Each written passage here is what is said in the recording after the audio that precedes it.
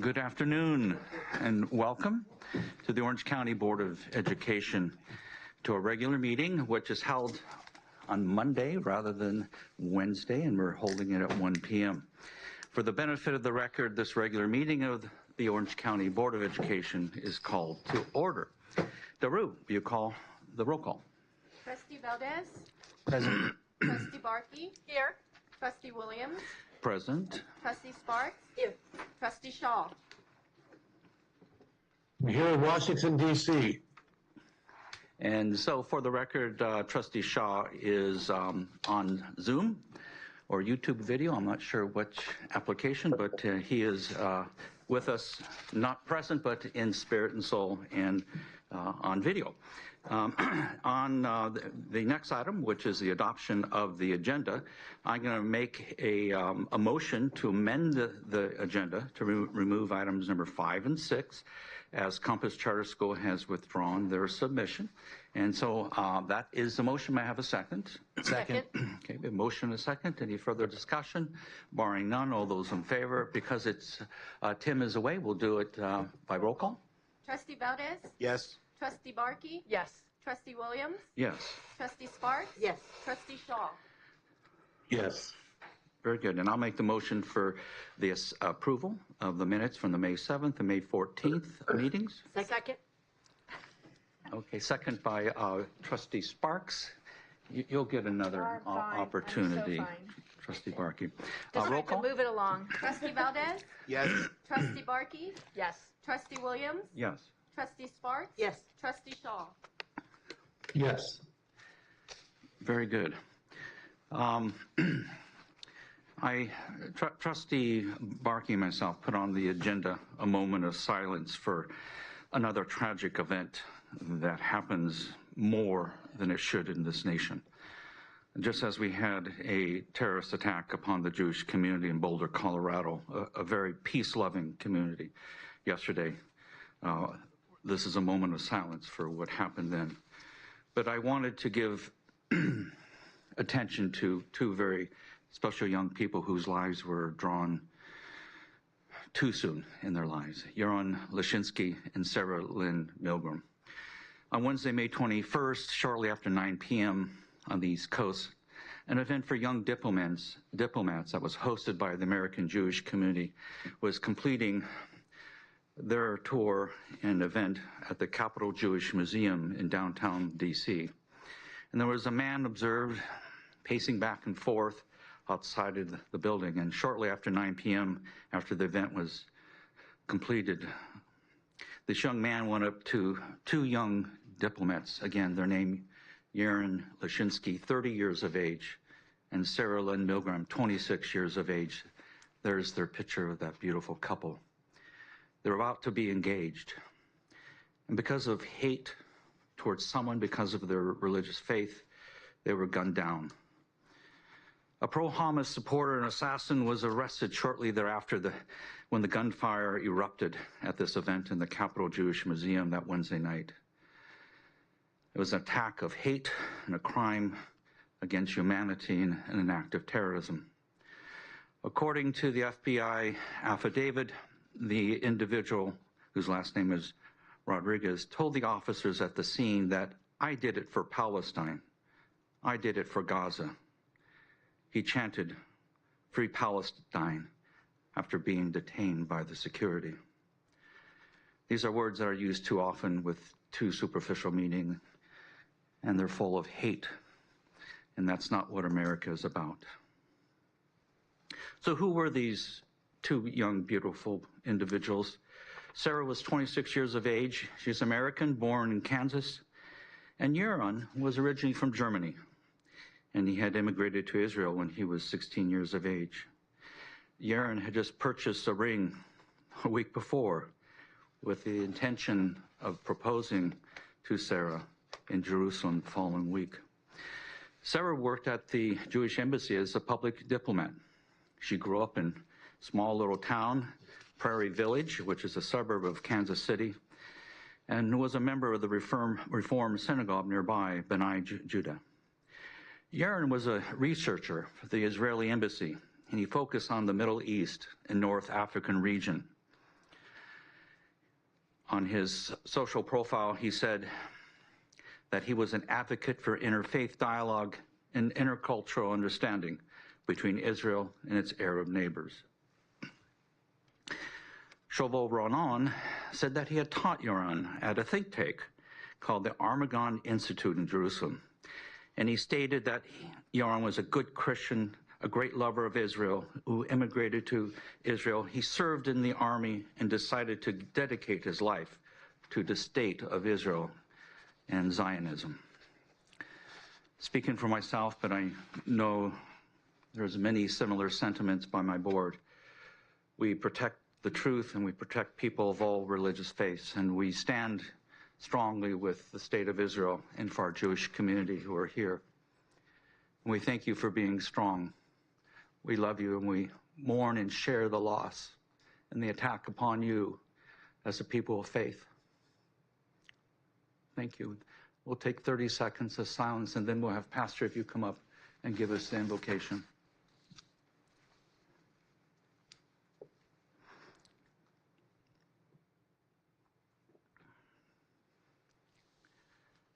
Thank you for honoring Yoron and Sarah with us. Now I'd like to introduce Pastor Craig Hill from the Taft Avenue Community Church, a church that I attended like 25 years ago. Very good. A long time. We're still open for business. Anyway. Very good, sir. Welcome. Let's bow our heads. Our great God, we come to the end of another academic year, and for our students, teachers, and administrators, we rejoice in that. And we begin this meeting by recognizing your presence in this room, in our schools, and in our lives. You have been present in our joy as we celebrate the completion of this academic year, the accomplishments we're going to celebrate today, the titles won, the generosity. You are also present in our griefs through this year, our fears, our losses. We do pray for the Lashinsky family and the Milgram families. We also lift up our own Maharis family as they grieve the loss of the steady presence of Al and their family this January. Would you continue to pour out your compassion on them? We pray for our board members, Valdez, Barkey, Williams, Shaw, and Sparks, and the educational programs and policies that they oversee that serve our communities in our county. Grant them the wisdom necessary to make the decisions that they must. We pray for our students as they navigate the many challenges of learning and finding their footing in our digital and distracted age. And finally, we ask you, our great God, that we might honor you in this chamber today as we invite you into this meeting and as we recognize the overwhelming value of each student, each parent, each teacher, and each administrator in the County of Orange. And even in this current cultural moment, would you open our eyes to the humanity of our rivals and build in us a compassion for each other that transcends politics? I pray in Jesus' name, amen. Amen. So now, at the stage, we do the Pledge of Allegiance, and I have not told her, but I'm going to ask my dear friend Karen to come up and lead us in the Pledge of Allegiance, if that's okay with you, Karen. Sorry for putting you on the spot, but you know I love you. And you may stand for the pledge. Come up here.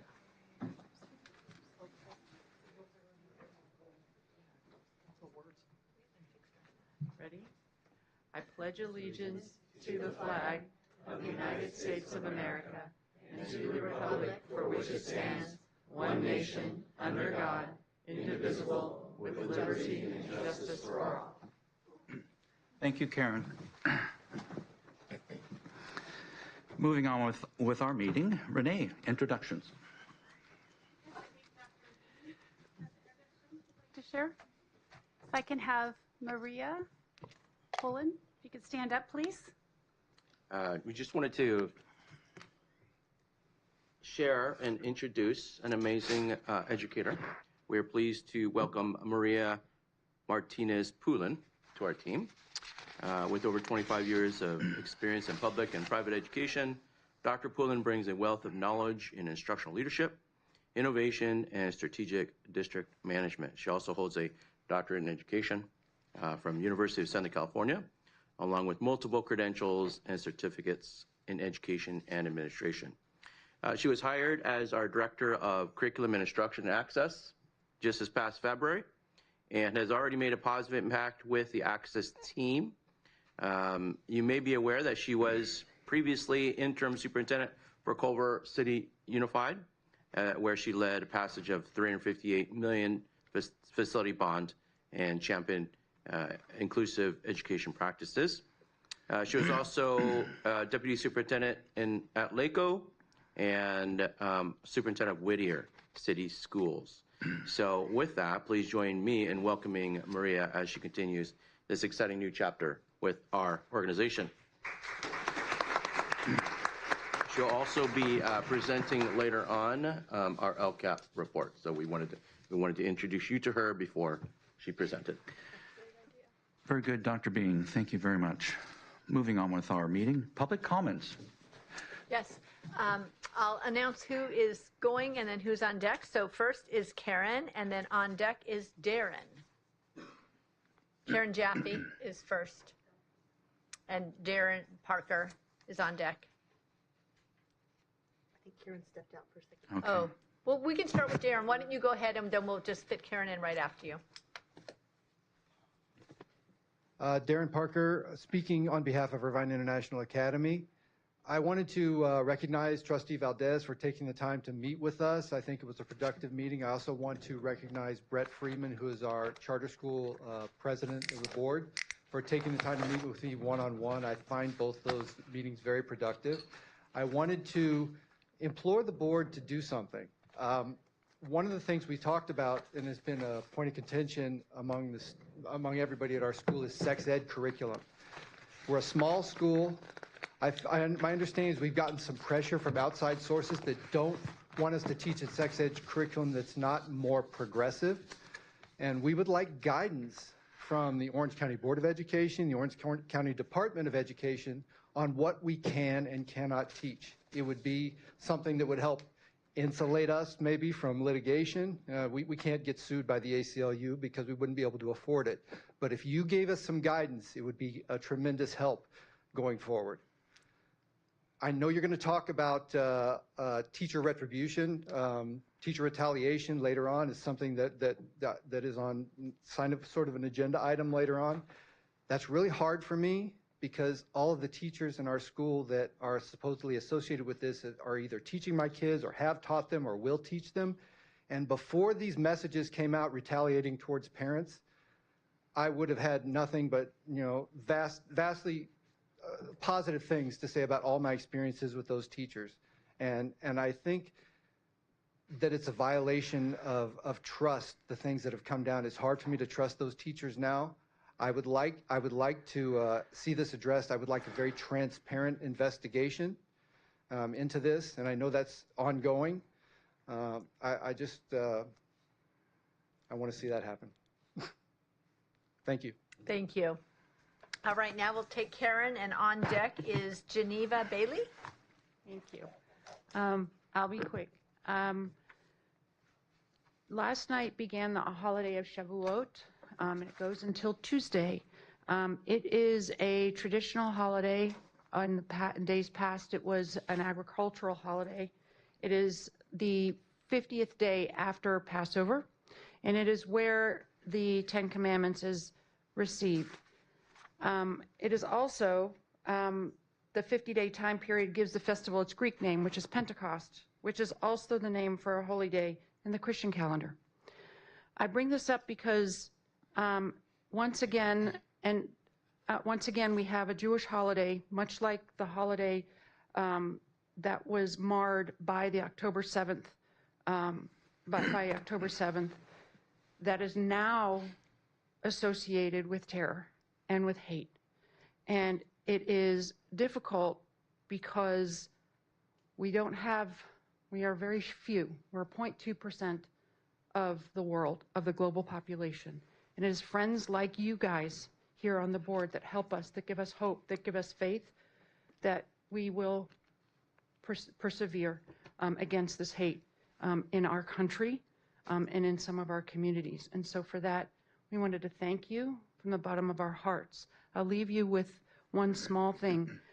The mother of Hamas-executed hostage, Hirsch Goldberg Poland, Rachel Goldberg Poland, said that on this holiday of Shavuot, we don't know whether or not it's actually a celebration of that we received the Ten Commandments or God giving the Ten Commandments.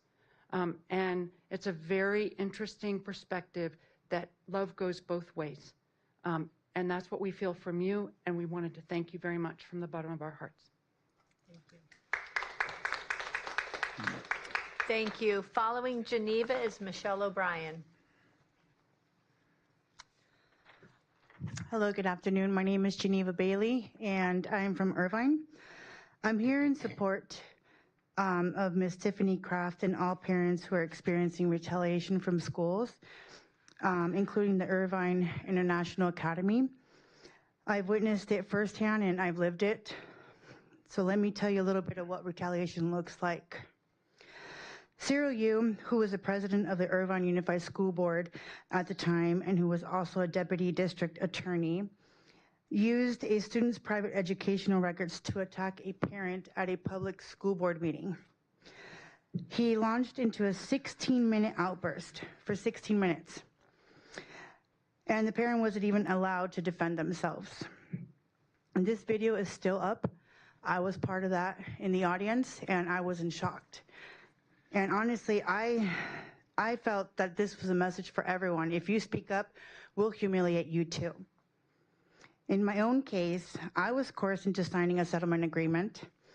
I was sued by the Irvine Unified School District over an IEP that I couldn't sign because we were in the middle of assessments. Child Protective Services was even called on me because I couldn't sign. That is harassment and abuse of power. When parents start asking questions about misuse of public funds, about violations of our children's rights, suddenly the retaliation begins. Investigations are bogus, intimidation, public shaming. That's not accountability, that's corruption. Tax dollars should never be used to retaliate against parents of children with disabilities. That is not only unethical, but it's illegal. I'm asking, please, to make sure that there's objective investigations when these things happen. In Irvine, there was no protection, but here, you can protect the families.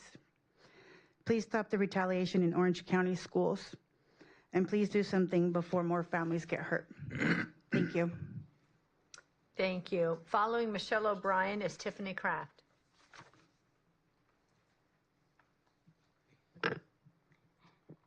Hi, good afternoon.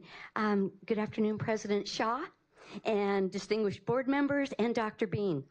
I'm a mom and a grandma who's lived in Orange County for over 30 years.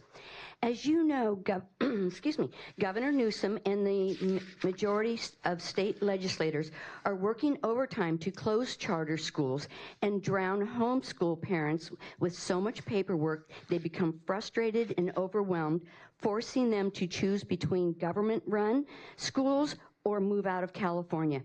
With charter schools in jeopardy, they must be proactive to have tools to defend practices and boards. These tools include independent audits of financials, which can only be done by a neutral third party, along with clear procedures, policies, and transparency. Charter schools can't wait until the state doesn't a biased audit looking for reasons to close them. Parents must be able to request and receive information without fear of retaliation.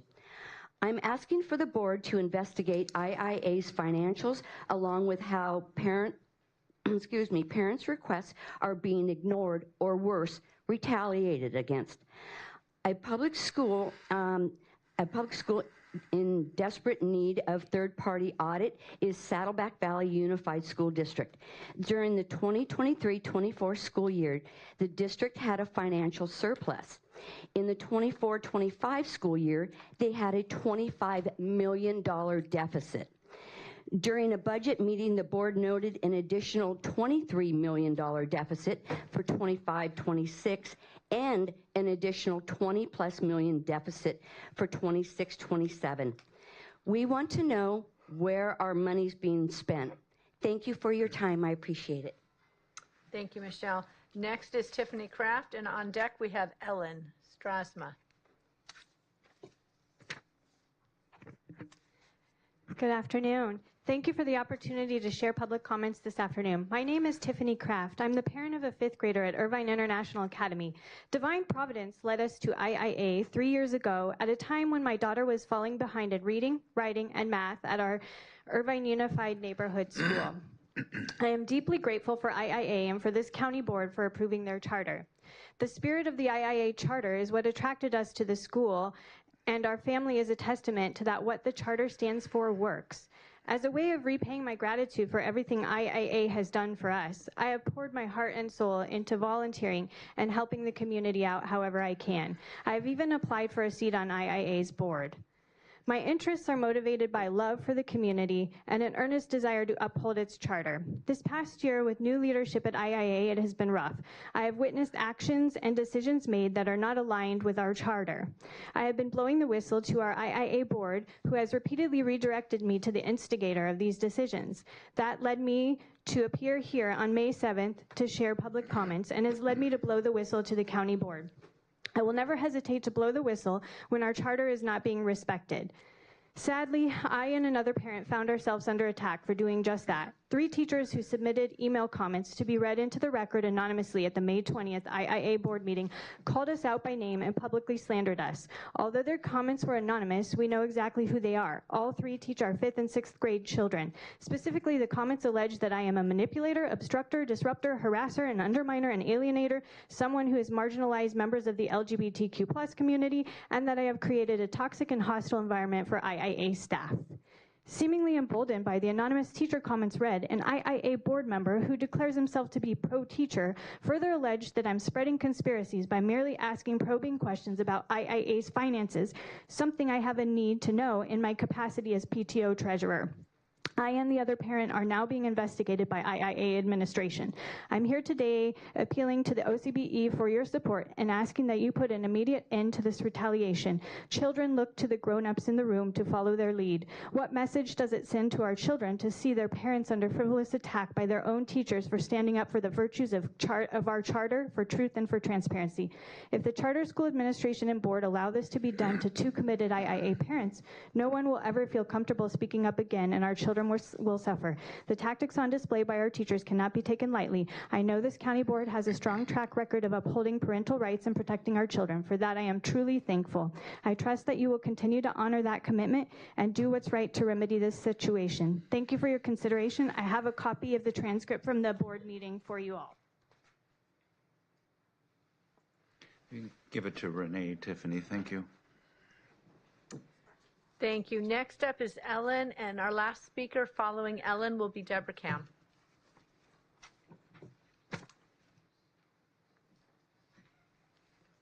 Good afternoon, everyone.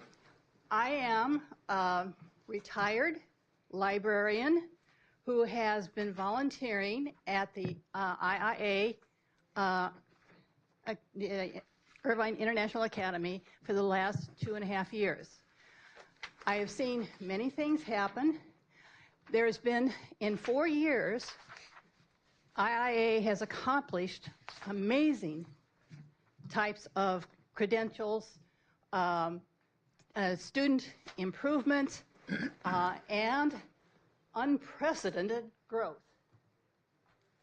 In this, when I came on at the end of the second year, I was further and very much appreciative of the work that Dr. Bean had done in trying to make everyone work together as teams.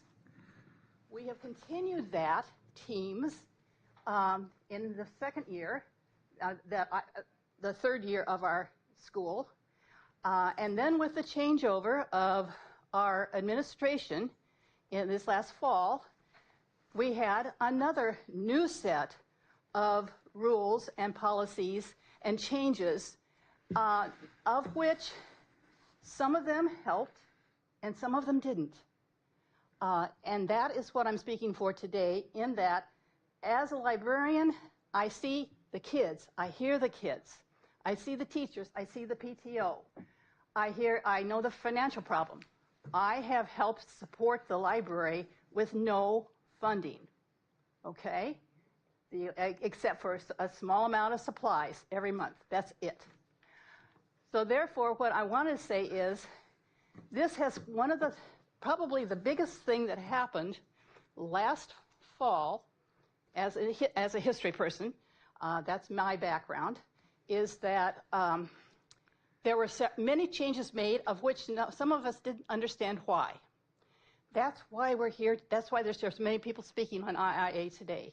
One is the moving the 5th grade into the middle school at the last minute with not enough classrooms to take care of them.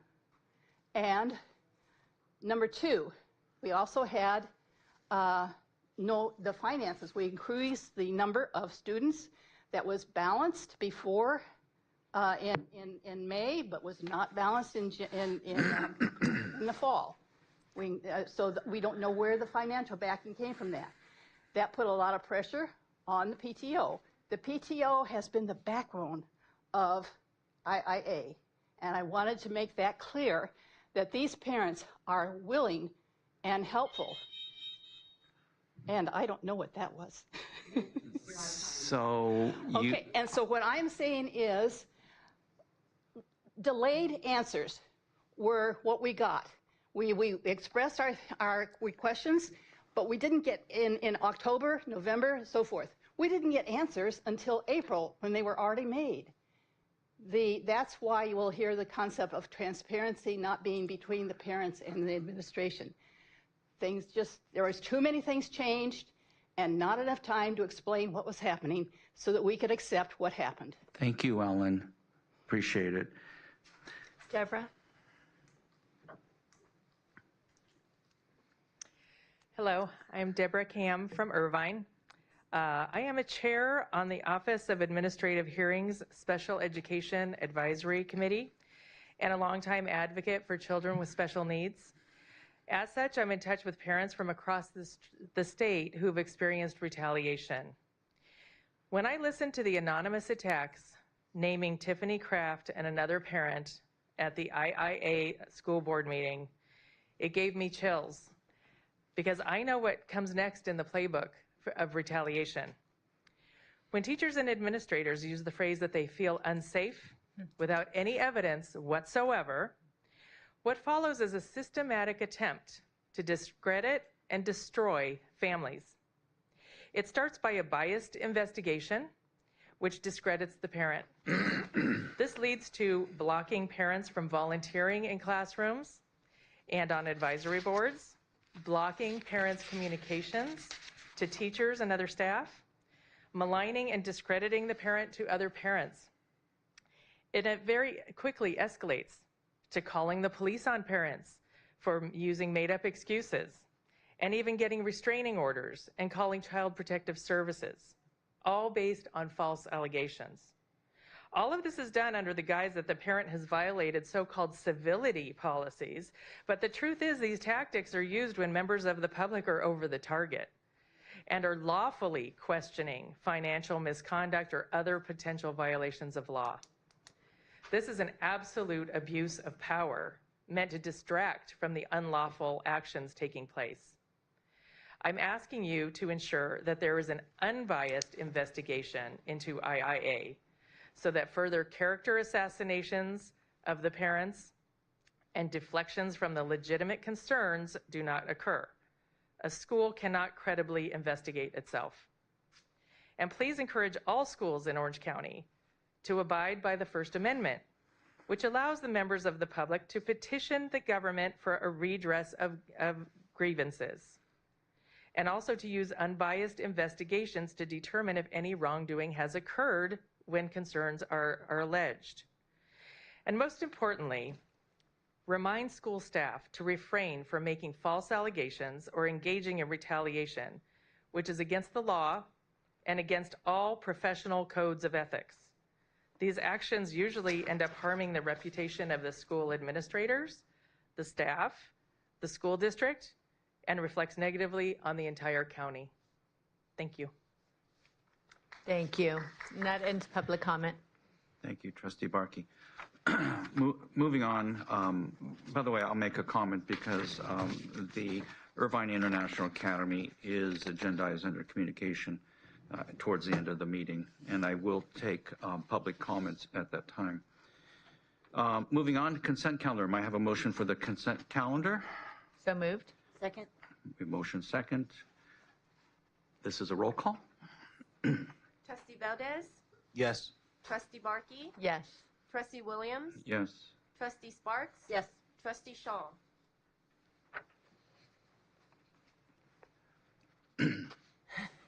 Trustee Shaw? Is Trustee Shaw still on communications? Is he? Yes. You're on mute. You're on mute, Tim. No, his audio. We can't hear him. Thumbs up. Okay, so for the record, we didn't get the audio from Trustee Shaw, but he gave a thumbs up to the motion for the consent calendar. Okay, moving on with our agenda item number 4, charter submissions. Renee. We do not have a charter submission. Okay, very good. We did remove at the very beginning of the meeting in the adoption of the agenda items 5 and 6, so we're going to be moving on to number 7, and I will call upon Araceli to the podium.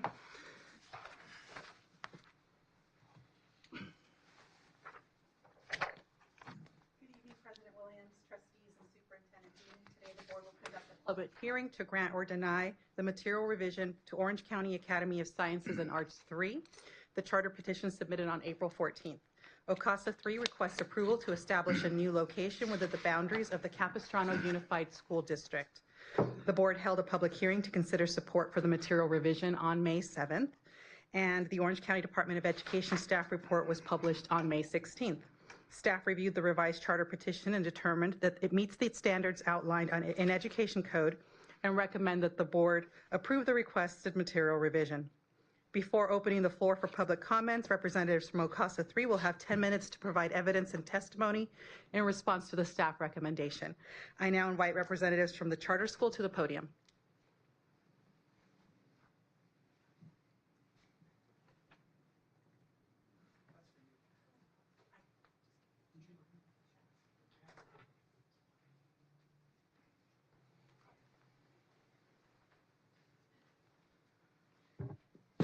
Thank you very much. Good afternoon, board members.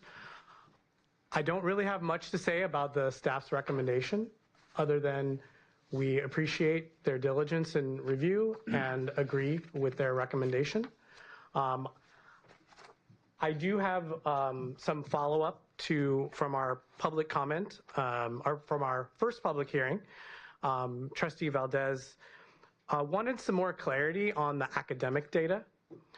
So what I've provided to you is a look at the California School Dashboard for OCASA 1, which is the school approved by this board 9 years ago. We're starting our 10th school year this summer. I'm showing the last 2 years of dashboard data. So the dashboard shows information about school-wide academic progress. There's 5 colors, as you know, blue being the highest color, and the colors are based on 2 factors. One is the current year scores, which are known as the distance from standard. So how much higher are our students doing from what is considered to be the standard? The other factor in the color selection is the difference change growth from the prior year. And so that's why it's important that you can see the 23 and the 24 data. So in 2024, OCASA students demonstrated very high, which is the state's terminology, on achievement, and they also increased from 2023. So the increase in ELA was 12.8 points, and the increase in math was 19.9 points. So we're demonstrating very high levels of achievement, and we're demonstrating very high levels of growth. But I want to set expectations very clear that that curve of growth plateaus as schools and students achieve higher standards each year. There is less room to grow. So we're very, very proud of the data, and we really think that that change or growth is demonstrative of our unique and innovative educational program of treating each student as an individual and creating a personalized learning plan for each student, instructing them in a small group format to really target those areas of high growth for them. Now, this is the reason why we needed to clarify this is it's not very clear the way that the state does it on the dashboard. So they have an initiative where they are attempting to clarify that. And they call it their growth model. So several years ago, they released kind of a beta version of the growth model, which is looking, as opposed to what's on the dashboard, which is comparing school-wide averages. The growth model compares student to student and grade level to grade level. And the way that they calculate the growth model is on a 10-point decile score. So in their trial of the growth model, OCASA achieved a 10 out of 10 in growth for ELA. So what that means, it's similar to a percentile that you've seen on standardized tests, where 99 is the highest. Not quite sure why they still have a 10 instead of like a 9.9, but they ranked us 10 out of 10, which basically means our students in ELA grew more than every other student. And they ranked us 9 out of 10 in math, which means that our students grew more than 9 out of 10 of every other student. Now, in this year, for the statewide testing that just completed, or the window closes at the end of June, but our students have all completed, they are going to release the official ongoing growth model metric. There's still debate as to whether that number will actually appear on the dashboard or not, but it will be available for review. And so we anticipate that we will continue to achieve high degrees of growth in the growth model and the dashboard. The way that you should think about it is the dashboard is showing overall student growth, whereas the growth model, I'm sorry, let me clarify that. The dashboard is showing overall school growth, whereas the growth metric is showing student growth. And I've provided to you in the handbook the materials that are intended to be distributed to parents to explain what I just explained on how the dashboard is created and the distance from standard, how the colors are determined, and what the growth model is. So I hope, I didn't want to give you a whole masterclass on the school dashboard. I'm sure Dr. Bean and the department staff are better versed than I am at it, but I wanted to address Dr. Valdez's, I'm sorry, I guess you are a doctor, sort of. I don't know why attorneys aren't called doctors, but Trustee Valdez. I asked that question a long time ago. There are other terms we sometimes refer to attorneys. My son is an attorney, so I say that with great respect. Great. So thank you very much, and we are definitely asking that you support the staff's recommendation for the approval of our material revision. Thank you. The public hearing is now open for 15 minutes of comments. Trustee Barkey, are there any speakers for this item? Oh, yes, there are. All right, so I will do the same thing. I will say who's up and who's on deck. We're going to start with Dr. Julie. On deck is blank. That's weird. Item number 7, science. It doesn't say who, though. We'll come back to that. We'll put Nathan on deck. And then Javier will follow Nathan.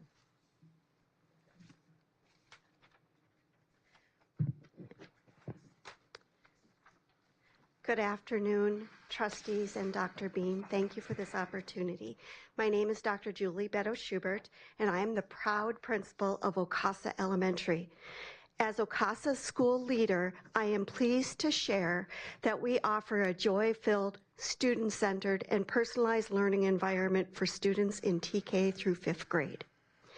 As a result, we have a history of high academic achievement and growth that is second to none.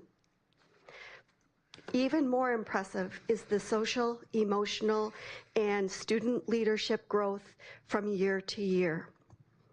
For example, approximately 20 5th grade students delivered a 5th grade promotion speech to a full auditorium this past Thursday. These students were grateful for the opportunity to grow in character traits such as trustworthiness, respect, and taking responsibility. They shared stories of their love for our STEAM Plus programming and the adults across campus. So on behalf of Ocasa Elementary, I want to thank the Orange County Board of Education for their continued support of Ocasa schools, and to thank the Orange County Department of Education for all your support and guidance. We really value the feedback that you provide to us. Thank you. Thank you. Next is Nathan, followed by Javier.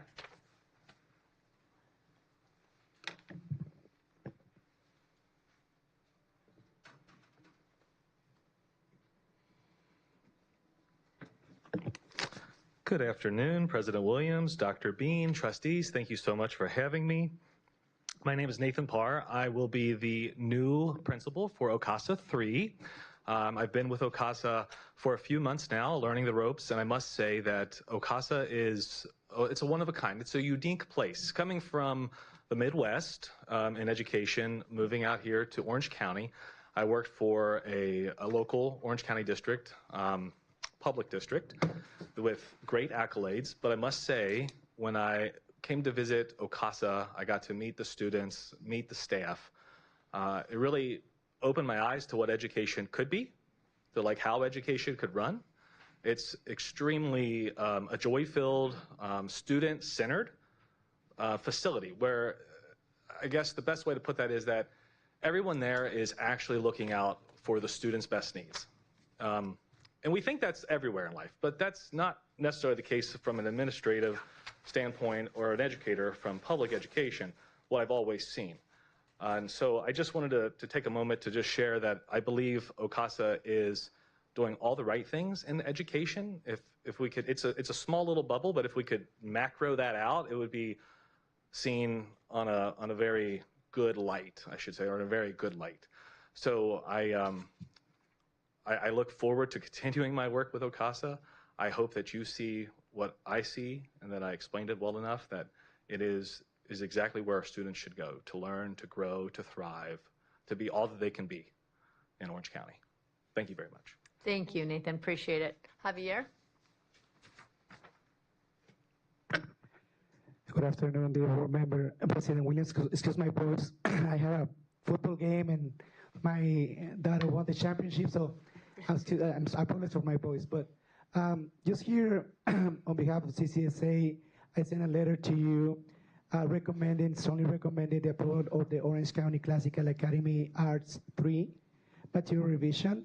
There's been a value member of CCSA, and we believe that agree with staff recommendation for the material revision approval. CCSA has worked closely with the Orange County Academy of Science and Arts 3 leadership and recognizes the valuable programs they provide to the students throughout the community. We're really excited for this new school that they will be opening. So therefore, we strongly recommend the approval of the material revision. Thank you for your time.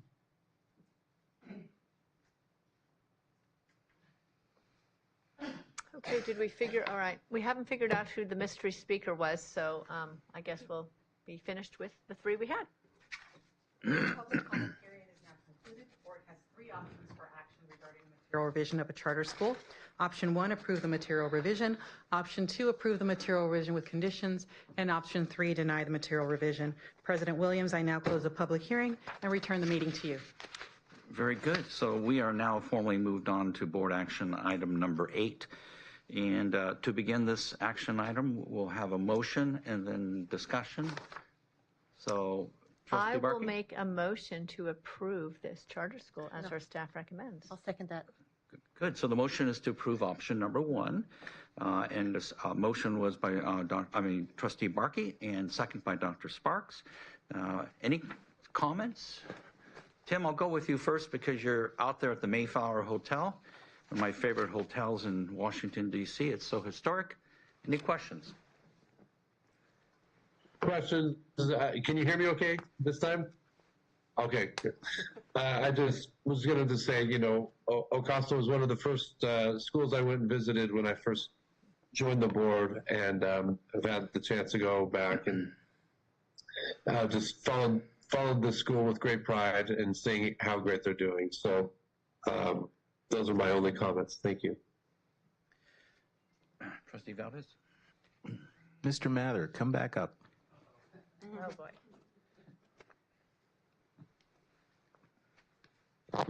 Thank you for providing the first page of this dashboard. I think I mentioned to you last time, I like it when the charter schools come here with their numbers, primarily because I take a fair amount of criticism for approving these things, and I really, really want to make sure that the public knows why I'm doing this, why I continue to say yes to this. So I just want to highlight your 2024 numbers for a second.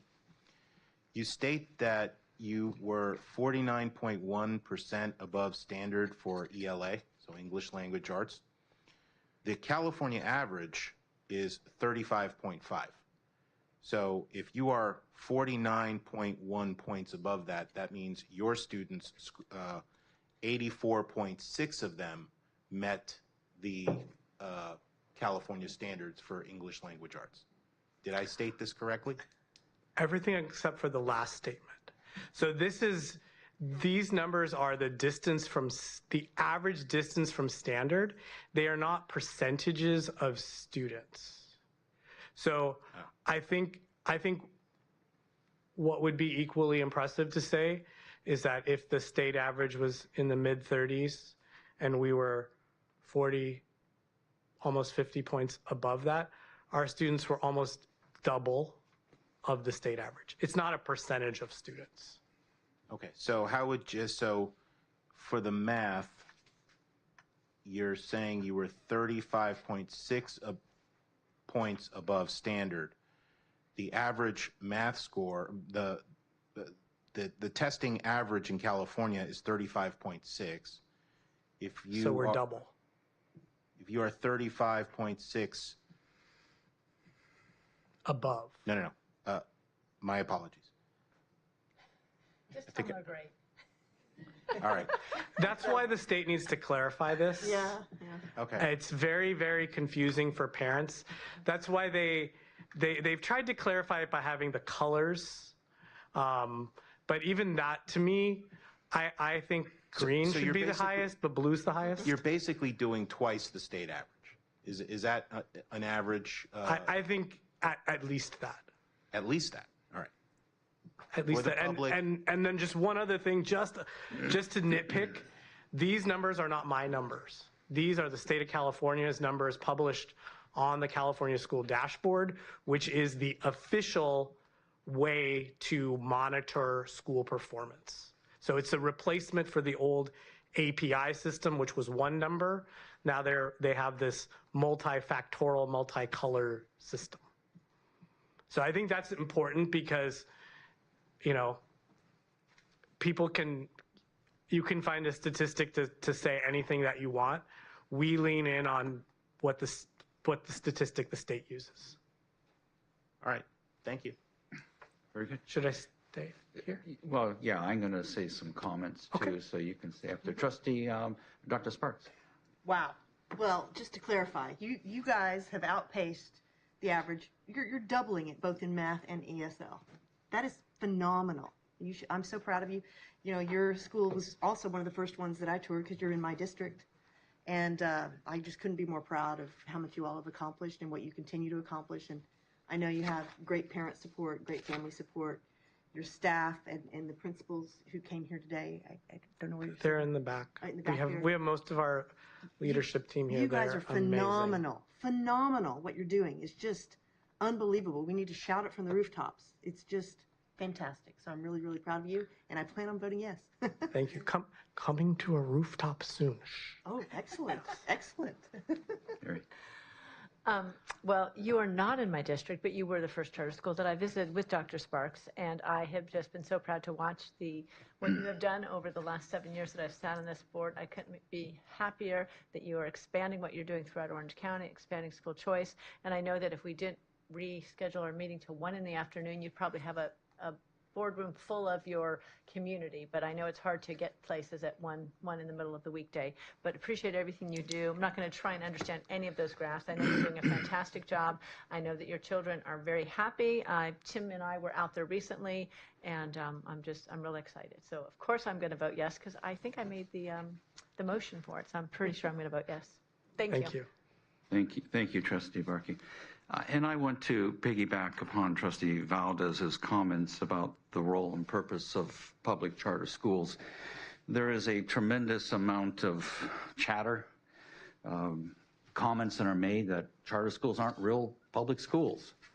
But I think you have proven the effectiveness of public charter schools and what they can do in the community by providing parental choice, by protecting the innocence of your children. You have made voting for your expansion very, very easy for this board. And I so appreciate your leadership in California and what you have done for the charter school community. So great job. Appreciate you very much. Barring no further comments, we have a motion and a second. Any further comments? Bar none. Okay, this is a roll call vote.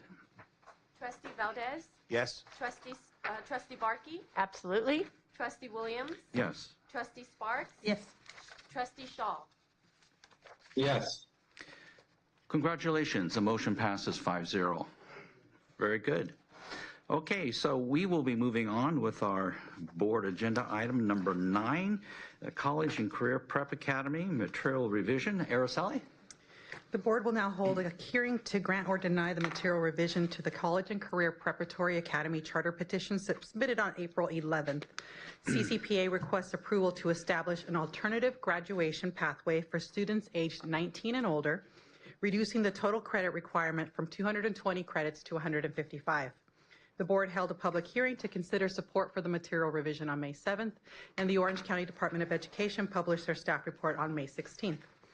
Staff reviewed the revised charter petition and determined that it meets the standards outlined in Education Code and recommend that the board approve the requested material revision.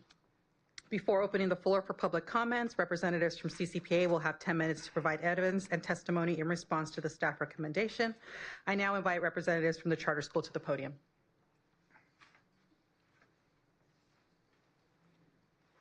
Good afternoon, President Sean, board members. I have nothing to add to my original presentation, just that, this pathway really does reflect thoughtful consideration of our adult learners. It's not only about remaining competitive and responsive to the needs of our adult learners, but it's removing academic barriers that have kept so many from graduating. And I want to say we are maintaining rigor, and the only thing that we are removing are electives, and these are experiences that they're already having in the real world, through their families, through their community engagement, through their professional lives. So I'm deeply honored to be here, and I'm appreciative of your consideration. Thank you so much. The public hearing is now open for 15 minutes of comments. Trustee Barkley, are there any speakers for this agenda item? There are not. The public comment period is now concluded. The board has 3 options for action regarding a charter school material revision. Option 1, approve the material revision. Option 2, approve the material revision with conditions. Option 3, deny the material revision. President Williams, I now close the public hearing and return the meeting to you. Thank you, Araceli. I think we're going to have a motion given by Trustee Barkey. I would love to make this motion. I am so excited. I think this is absolutely brilliant, and I'm excited for all the adult learners. And you guys have such an amazing program. It gives us great pride that you're part of us, and we love working with you, and we're super excited. So I make a motion to approve it. I'll second that. We have a motion and a second. Discussion. Trustee Shaw. No comments. Once again, one of our great joys to see how well they're doing. George? I think I'm much more on the fence on this, but I did have a discussion with Dr. Bean about this, and he's in support of this, and he carries an opinion that I view with great weight. Fatina, I think you did a very nice presentation, and I'm okay with this. Yay. Very good. Mary? No, there's nothing else for me to say. I am in full support. I love what you're doing. I think it makes so much sense. And I just add, I know you guys have worked really hard to study, why this is important to do, to remove any barriers that really are getting in the way of the program, and the kids, the adult learners in the program succeeding. So I really appreciate all that effort, because I know it takes a lot of time. So yeah, we really appreciate it. And just a couple notes to you, Fatima. As in anything, any entity, whether it's government or private, leadership is critical, and you're doing a great job. And you've demonstrated last month when you're here your leadership skills, and that gives us a lot of confidence. And of course, Dr. Bean has that in you. And just for the record, what we're doing with our charter school here for our college and career is we're making it easier for those adults who didn't quite make it in their early life to have a second chance to graduate and get that high school degree and diploma so they can move on with their careers. And this is especially true because we're seeing that you can get your master's and your bachelor's and not really do much with that. And yet what we're doing is creating those jobs for the blue collar industries, for those adults who are now working in industry. We're allowing them to advance much higher in that hierarchy in the hiring process. So this is a key and critical infrastructure that we're doing here at the County Department of Education. And again, you're the key leader that's going to make this happen. So we appreciate what you're doing. Just again, to put a little plug into Dr. Bean, because we've been talking about this, we're going to get our medical assistant and LVN program going to integrate into your program there too, because we have a high degree of need for healthcare workers as we're expanding the population here in Orange County, and we need, and our elderly population is getting older and they need a lot of help. So again, put a plug in for you, Dr. Bean. Maybe we can start working on that this summer. Okay, we are done with the discussion. Any further discussion? Barring none, let's go on with the vote. This is a roll call vote. Trustee Valdez? Yes. Trustee Barkey? Yes. Trustee Williams? Yes. Trustee Sparks? Yes. Trustee Shaw? Yes. Very good. Congratulations. The motion passes 5-0. And to the staff that's out there, I didn't get to say any comments about you, but what you have been coming forward and sharing with us is so meaningful. Without you, this program would not be effective at all. So again, thank you to the staff and to the leader here, Dr. Bean. Okay, we are moving on now with special presentations. I'm sorry, President Williams, to interrupt. Sure. Since we thought the meeting was going to be a little bit longer at this point, the students both for those next two items won't be here till about 3:30. Okay. So we're wondering if we can move them past the next, we can move on with the agenda, and when they arrive, we can get them. Is that okay? Oh, absolutely. And I noticed my boss here, Sheriff Barnes, showed up. He's a busy guy. I realize that, but we need. Do we need more time Have for we him? reached out to the parents to see if they could get here earlier? It's the whole wrestling team from Santa Ana. Oh, okay. And so originally we knew they couldn't get here till about 3:30. Okay. Because we had a couple other items in the agenda that came off. Our timing's off a little bit today. Okay, so 3 o'clock we're going to have that Santa Ana and We're hoping item 11 as soon too. as they get here. Yeah, and then we have Angel first, who is the student that won the essay contest last year that you said you wanted to give the diploma to when he got it. Oh, yes. And so he's very excited. He has 20 family members coming to celebrate with him. He's very excited. Okay, what time is that going to be? That's going to be about 3 also. 3 also then. So as soon as one of them gets there, we'll let you know, and we can maybe move things around a little bit. Okay, so for the public who is here, this is the flexibility that we have here for the board, and it's a quintessential element of being a law enforcement officer. As the good sheriff has taught us all and leads us all at the Sheriff's Department. So we will move on then with our meeting number item 13 then, Renee. Okay, very good. So I will call on Chris Romansky and Dr. Maria. Come on up, and you'll lead us in agenda item number 13.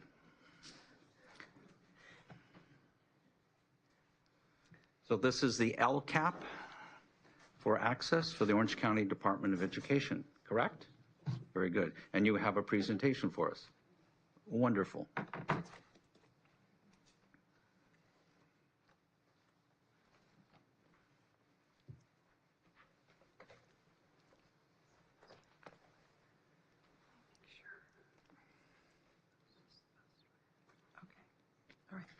All right, good afternoon, President Williams and trustees. My name is Dr. Maria Martinez-Poulin, Access Director of Curriculum and Instruction. And I'm Chris Romanowski. I'm the Executive Director of the Connections Program. And we're very happy to be here to review our OCDE's LCAP with you. First of all, we want to thank you for supporting our work. And this slide provides the Ed Code section that requires the development of this document, as well as your role in supporting the adoption. Moving on to the next couple of slides, we want to highlight a little bit about our student numbers for Access Community Schools. We want to demonstrate how our Youth in Care, our Pacific Coast High School, and Community Homeschool Education Program, known as CHEP and Connections, how our numbers have shifted a little bit, but again, highlighting that these slides show our program numbers as well as our demographics relative to social economics, English learners, and foster youth. So that's slides 3, 4, and 5, and then Connections. Yeah. And as you can see with the Connections, we've stayed relatively stable. We are always looking for ways to grow our program, so we're just always happy when we can stay stable or increase our enrollment.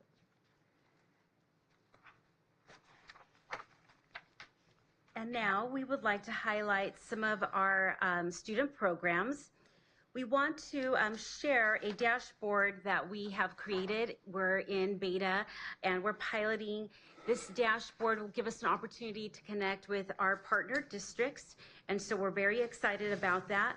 We also wanted to highlight that our AJH students were able to take a field trip with teachers and probation staff. We were excited that they could leave their facility and go out into the community for this learning opportunity. It was a huge, big deal for us.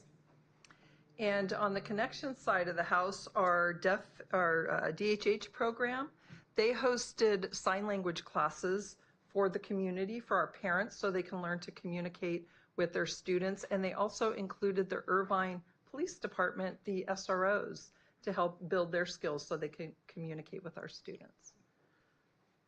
Another thing I wanted to mention too that is not on here is this year we also opened a Deaf with Disability 2 classrooms, and we did that at the request of our district partners. They came to us saying, we really need you to build this kind of program. So we started with a preschool, that's an inclusive preschool at a Head Start. And we have an early elementary. So these are students that are deaf, but they have other disabilities such as autism and intellectual disability. So we're very excited about that. And moving on to additional highlights, we want to report that we have expanded 2 digital media labs in Access with more to come.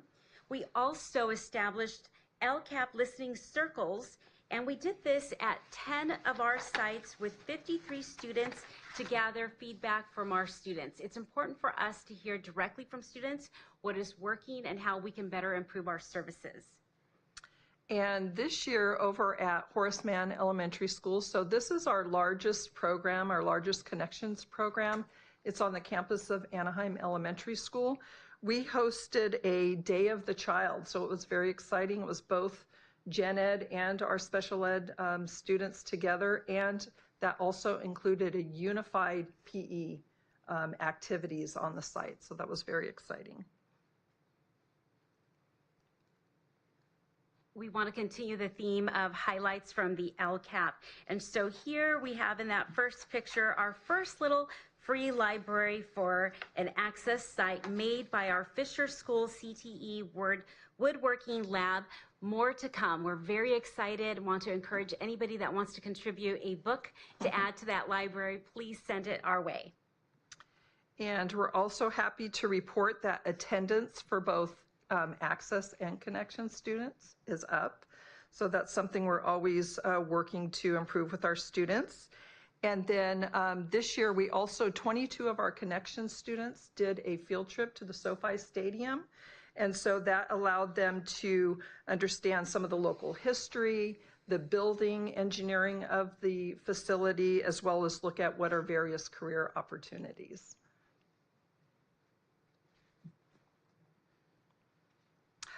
Also, we were really pleased to tell you that between Access and Connections, we hosted more than 480 events for parents throughout the school year, so that was very exciting.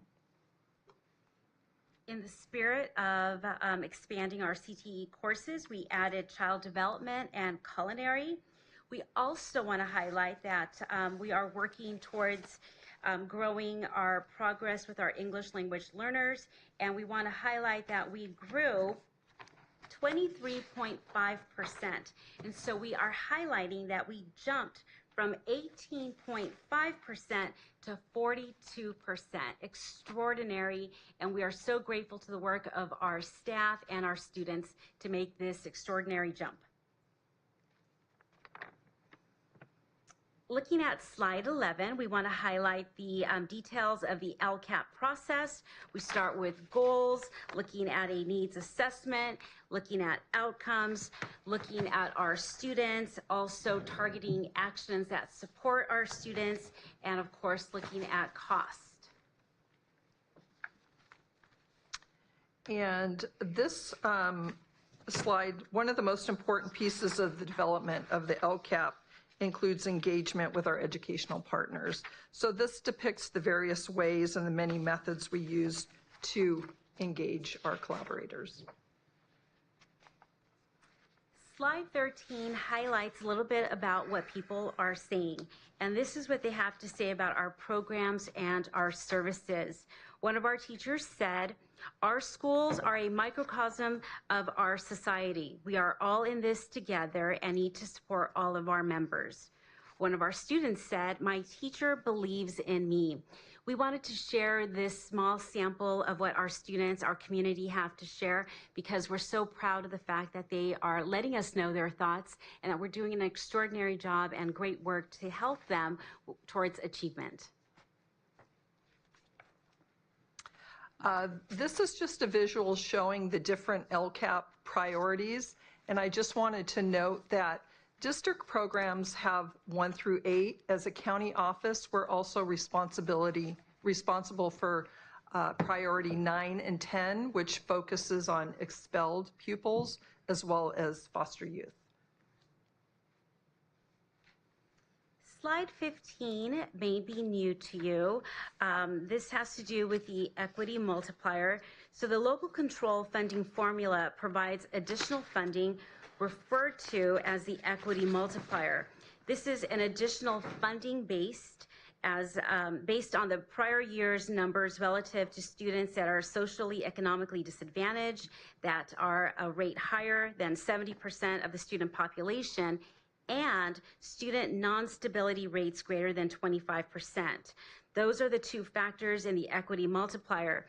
And I want to highlight the numbers for you. We circled them, but if you see that our community schools are at 92.7% compared to Orange County at 54, the state is at 62, OCDE at 79%. And if you look at our Access Juvenile Hall, we're at 100%.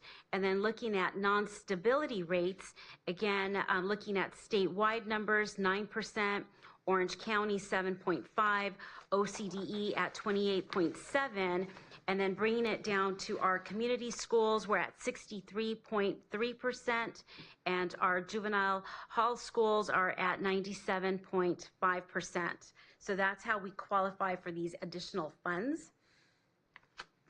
And this next slide highlights a little bit about the student mobility, again, for 24-25. As you can see, the high non-stability rates result in fewer students than average days of enrollment. So average access for students in our Access program is 63 days and in our community schools and 12 days in our youth and care. Keep in mind that traditional schools are 180 days. So most students spend 180 days working on instruction. Our students are with us 63 days on average, then they leave, go back to their district or to another program. If they're in the juvenile court schools, they're with us for 12 days. Sometimes they go back to the community school or to a district. So there's a lot of movement, which lets us know how difficult it is to support them. And it really speaks to the opportunity gaps that we see with our students because of that mobility within our population. So to align our programs to the state priorities, we have developed our goals to specifically target the mobility rates within our programs. In reviewing our goal 1 of the LCAP, which is to increase engagement. So our first goal is engagement with families, schools, and educational partners. This work supports creating a foundation for student success and welcoming a supportive school environment where students are offered engaging programs, coursework, and opportunities in school communities that believe in respect, cultural appreciation, and inclusivity. Slide 18, Goal 2, provides all students with the supports and resources they need to thrive academically and interpersonally. Okay, the LCAP goal number 3 is maintaining conditions of learning. So this provides our students access to fully credentialed teachers, instructional materials aligned to state standards, and the use of best practices in teaching. Additionally, it also provides for facilities that are safe and in good repair. It also addresses our work to provide a broad course of study that is supported by California state standards.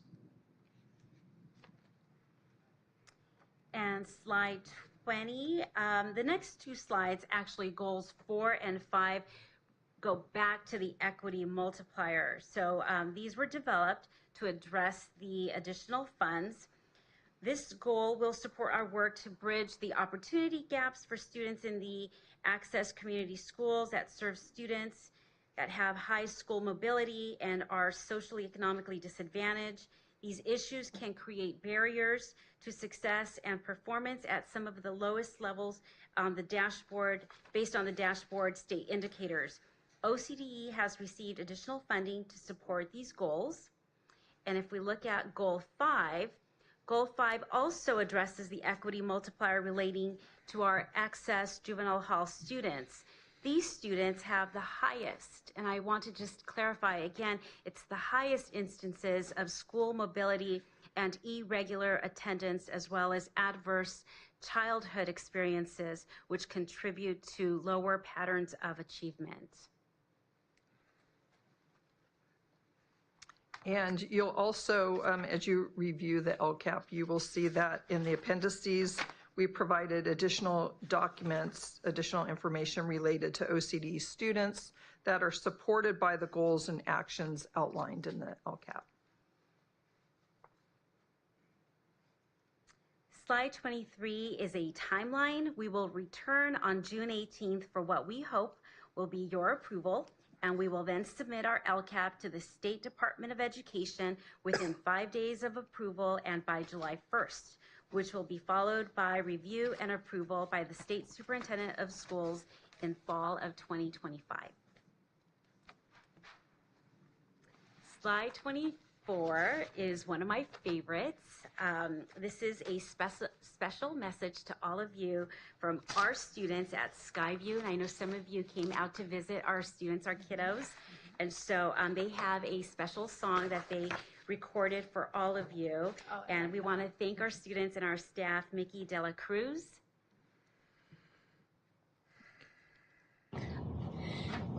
Closing thoughts. This LCAP is more than a plan. It's a promise to listen, to adapt, and to support every learner. Thank you to every parent, student, teacher, and partner who have helped us shape it. Your voice made it this possible. Until next time, stay engaged, stay informed, and thank you for being a vital part of our school community.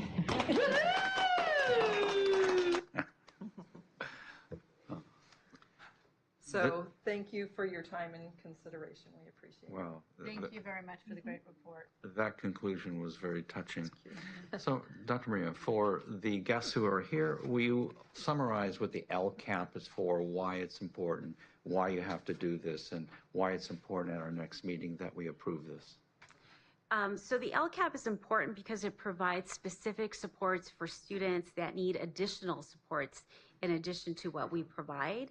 And we want to make sure that we are targeted in our areas of increased supports, that we are listing our metrics, that we are engaging our community, and that we are looking at a needs-based assessment. And so looking at our community schools, at our juvenile hall schools, that we can look at our community and look at their achievement and say they need additional supports, and we can provide it based on the LCAP.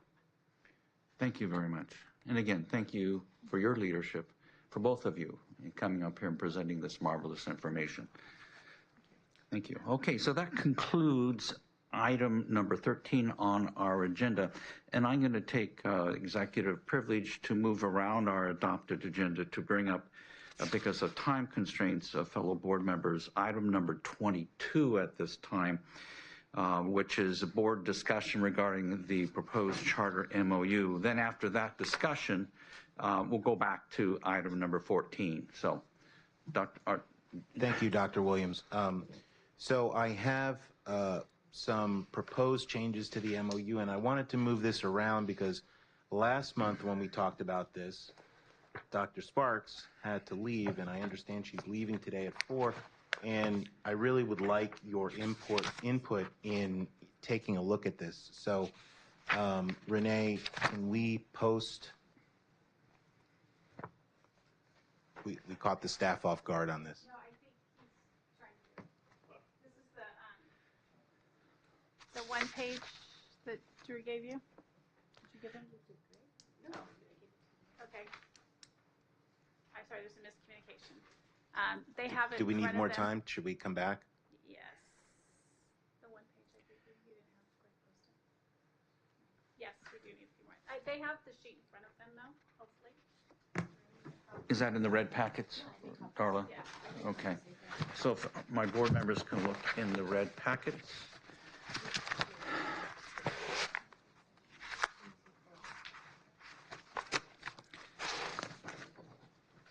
So, is that this one here? It is that, yes. Okay. So just for my board members, Tim, for you in Washington, D.C., it's a single paragraph. The title is Fulfilling Charter Terms. That's what we're going to be discussing now. So I wanted, let me just rehash how this agenda item came to the agenda. I received some very significant complaints from high school parents in Santa Ana. I had some discussions with the charter schools leadership. There are clearly some there's at least one rogue teacher at this high school who is deciding on her own what she intends to teach the students of that high school. The class that she was teaching at the end of this year has now been terminated, so it will not renew. But I felt, we've always been sort of on the fence on what we're willing to put down as far as curriculum, but I I really feel at this point that the charter schools need some guidance on what we consider to be, meaning this board considers to be appropriate parameters of their curriculum. So when I wrote this, I'm not trying to be the curriculum police, but I am trying to put some parameters on what is acceptable. So I guess that's the best way I can phrase it. I know that Trustee Barkey was the one who those parents first communicated to, and then she just refers them to me because I think she just prefers that I handle those types of. I don't know why you did that, but Well, I'm happy to do it. I think the charter school that came to me was in your district. You were already dealing with it. It made no sense to reinvent the wheel and Okay. get involved in your district, in your school. So I really feel like some parameters are on curriculum are necessary, and so this is a proposed paragraph that would go into the MOU that a charter signs. And it has, some teeth to it. It puts some parameters on what we think is acceptable. And Dr. Sparks, like I said, last month, we didn't get an opportunity to talk about it up here because you were not here. So that's why I asked Dr. Williams to move this around, just so you can see it, so do you have any thoughts on this, or? I do. I'm a big proponent of academic freedom as an educator myself, and I think that we could say something along the lines of we encourage teachers to align the subject matter, to be aligned with the subject matter for students mastering the subject matter for a given topic, whether it's, history, social studies, math, statistics, whatever it is. And we can, I think, give that kind of broad guidance, but to drill down and tell a teacher how to teach and what to teach, I think is overreach in terms of academic freedom. I don't think that's our role. I think I said similar last month, that I just felt that with charter schools, they're schools of choice and that parents have a choice to send them, and that I did feel it was our place to micromanage them. That I do believe in these values, and I don't want that being taught, but I'm not sure that's within our authority. I don't know, maybe Mr. Rowland could come up and chat with us a minute about that. What is actually within our authority? I have nothing else going on right now. I know, that's why I thought it'd be great for you to come up. Like I said at the last meeting, this is a bit of a touchy item when we exercise our authority, when we decide as a board what is an unsound educational program and what isn't. Again, I'll repeat myself, new approach. Okay, this is unprecedented. It raises issues of curriculum review, it raises issues of enforcement. So this is why you guys get paid the big money to make a decision like this. So, what brought this on was we clearly have a teacher at a major high school in Orange County teaching critical race theory. She goes right forward into victim, oppressor, oppressed. A lot of derogatory remarks about Jewish students. I found out in my communications with the school that the executive director was not aware of some of these class materials. So that's why I put in the last sentence, which is about, that the charter school represents, that they have reviewed the class materials by the teachers. Like I said, I think this is putting some parameters on what can be taught. I am very uncomfortable telling parents, go choose another school. That I'm just not going to do that. So I think we should pass something. Okay, I'm going to speak up here and I'll be controversial, which is not unusual. So I recognize the balance of the issue of academic freedom, unsound education curriculums. I think the issues that we have been facing, at least in my 30 years of being here on this board, are very similar throughout those 3 decades, in that the rights of parents to have good, balanced, science-based instruction has been abridged because of certain political ideologies that come from the academic university hierarchy, and it's filtered down into the K through 12 curriculum.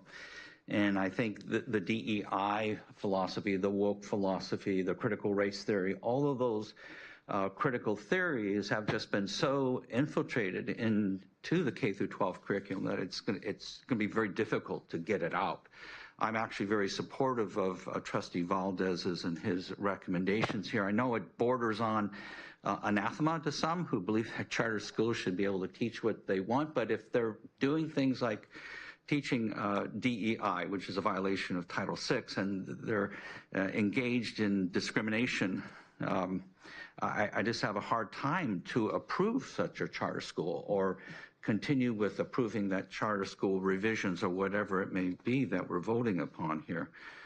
So let's go into the details, George, if I can, just elaborate. So you're referring to teachers and charter schools not compelling students to adopt identities either as victims or oppressors solely based upon their skin color and other immutable characteristics. Correct. I think that's the law right now. It's basically Title VI, right? I would, based on my review, yes. Okay. The other issue that you're making concern to is whether or not teachers can, and whether or not the charter boards will be enforcing the duties and responsibilities of parents to direct the upbringing of their kids, because we know that this is happening, and we proved it a couple years ago on this board that certain schools are changing socially the gender identity of children, and they're doing it without parental knowledge or understanding or consent. And I think that's wrong. That goes against everything of the Age of Enlightenment by John Locke and all those liberal ideologies about the rights and free moral agency of us as Americans. So I think that's reasonable. And then the other thing, George, that you're bringing out here is the teaching of anti-American, subversive, harmful, or false ideologies, such as critical race theory. So, you know, we do have education codes right now that prohibits the teaching of communism and socialism. I mean, you can teach Karl Marx and his ideology as a general subjective, but you cannot be enforcing ideology, which they're doing in the Santa Ana Unified School District, by the way, with a lot of what's happening there. So I tend to agree with that, because if teachers can get away with that and the charter boards are not holding their teachers responsible and defending the rights of parents, we're going to have failure of those charter schools. And then, of course, you know, I mentioned about the gender transition plan. I mean, that's happening right now, and we've said it before. I said it 4 years ago at Newport Mesa Unified School District. It's happening at Santa Ana Unified School District, Anaheim, and multiple school districts up and down the state.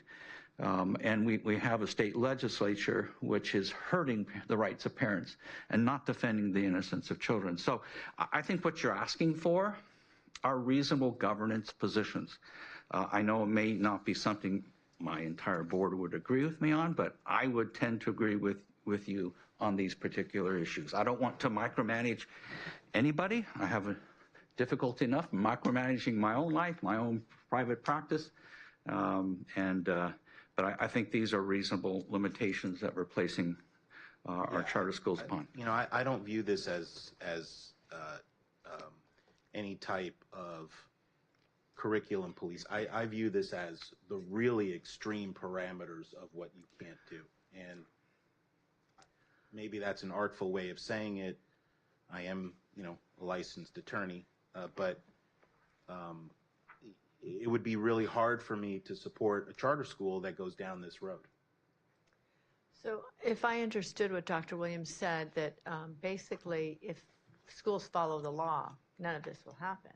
So maybe we just need to encourage them to follow the law and make sure when we authorize them and renew them that they are following the law. And if you discover something like you've recently discovered, to let them know that they're not following the law, and at renewal that will be so noted, or it's so noted now. And if it's a big violation, maybe we can actually not renew them midterm or something like that. But I think to encourage them to follow the law, to me, would be more in the lane that we're supposed to be in. Does that make sense? I would echo that our role is to follow the law and encourage all schools to be following the law. I do not believe it's our role to dictate curriculum. I just don't. I think that's overstepping our role as the Board of Education. So Tim, you're out there in DC on the East Coast. Do you want to give your thoughts on this issue?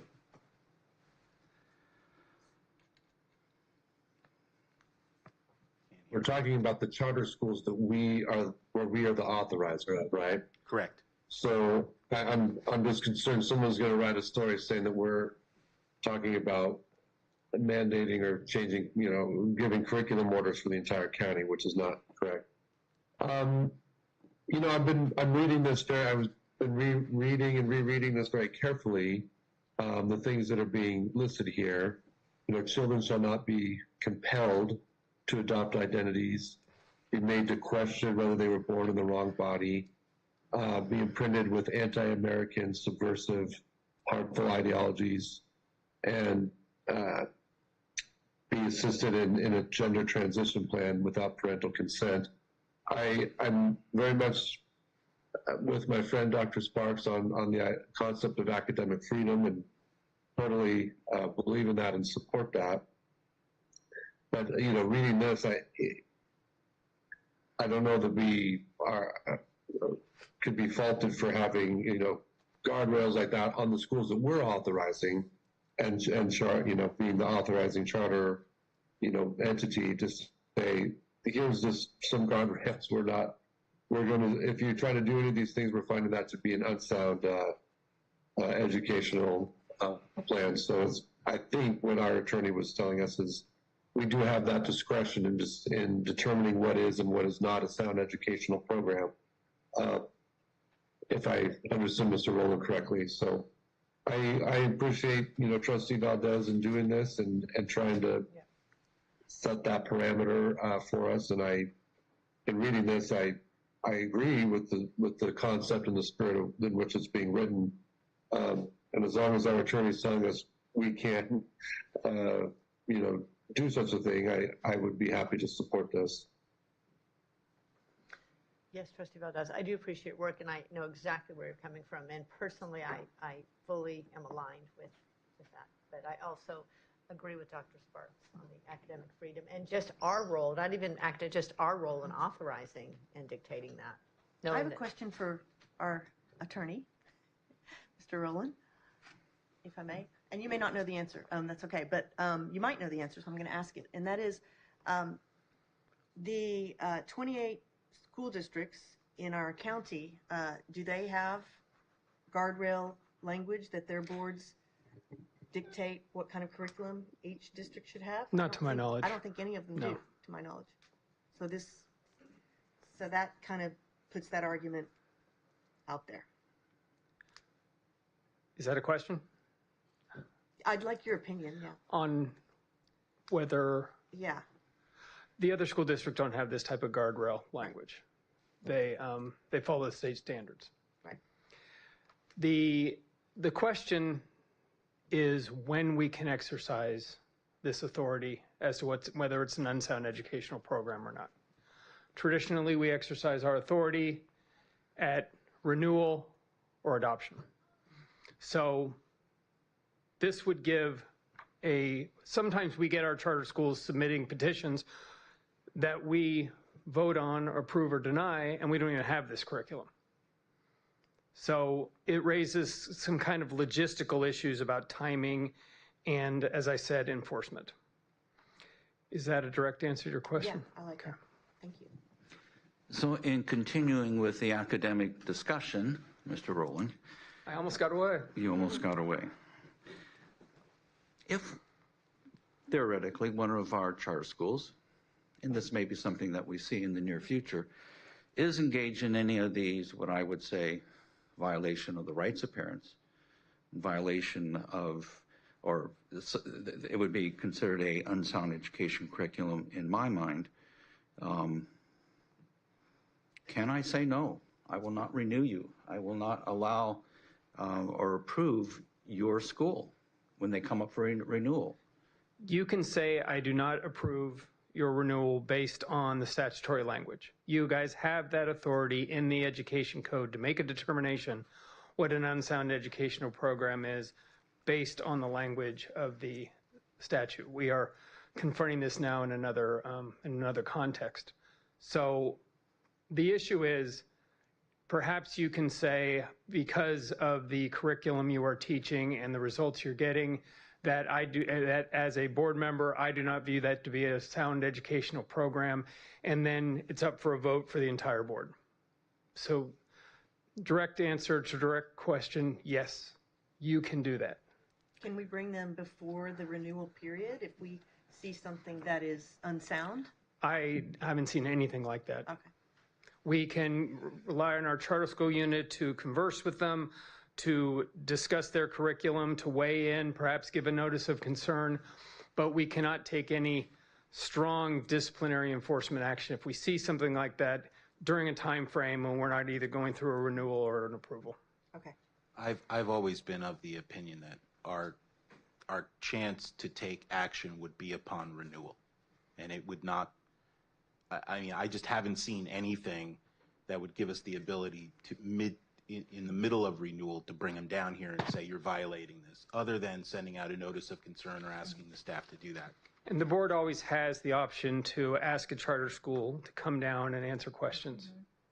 I mean, I would be supportive of that, you know, of if there was something really egregious that was not aligned with the law, that we could either through the charter school unit or communicate through them, or have that school come and explain what is aligned or not aligned with the law. So a question I have generally that I'm thinking out loud extemporaneously is, would my colleagues all agree, and would they vote for language that would prohibit any of these issues 1 through 4 from being implemented? Not our role. You're saying it's not our role? Not our role. So if you saw that a school was transitioning kids without parental knowledge, you would okay and approve It's not our role to that? dictate academic curriculum. So we're not, well, that may be something we come It's up. our role to make sure the law is being followed. Okay, so if sometimes, though, laws are not clear. Sometimes language is not so black and white. And sometimes there's a permissive component to the argument that I don't want to be dismissive of or not pay attention to, because these issues are very serious issues that we're facing in our nation. We're facing, especially here in Blue State, California, where we have Sacramento politicians making bad legislation, bad public policy that hurts the rights of parents and destroys the innocence of children. And is it our responsibility as a duly elected county leaders to do something and say something and put it on a vote publicly that these things are reasonable or they are objectionable? So I come down pretty hard on this, and I, again, George, appreciate everything that you've done on this. It's going to be an interesting vote next month. Yeah. Let me ask you, what about if we put them on notice, as you say, and we let them know that we want to make sure that they are within the law? And, you know, how does that make you feel? Well, that's fine. You can tell them that we don't like what they're doing, but sticks and stones may break our bones, but they're not going to do anything about it. I think,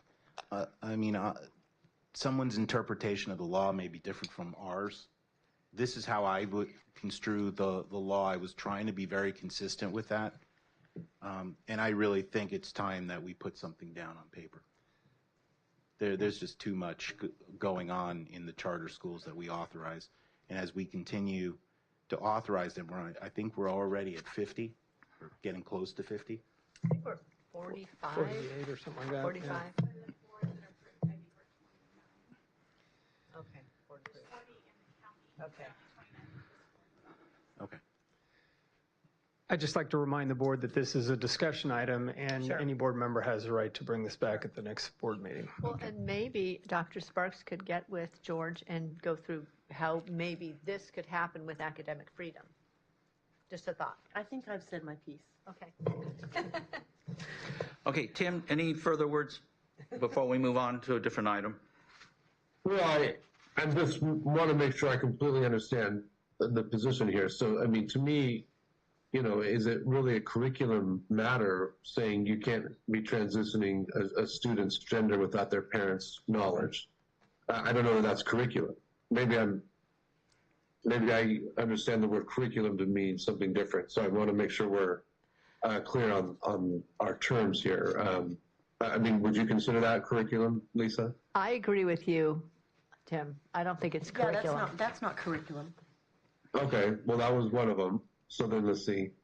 Be compelled, and I'm focusing on this word compelled, to adopt an identity as a victim or an oppressor. Why would a school ever force a student to take on any identity? I don't think that's a curriculum item. Well, hold on, because I think it is. Okay, well, in the charter school that I'm particularly talking about, which brought this up, there were curriculum materials where there was discussion of oppressor and oppressed.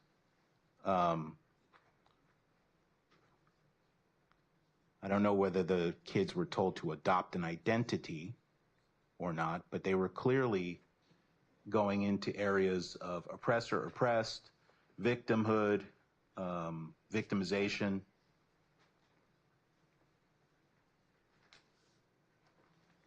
I mean, I guess my position, I agree with the concept of academic freedom and why we have charter schools. They have that freedom of having a curriculum of their own.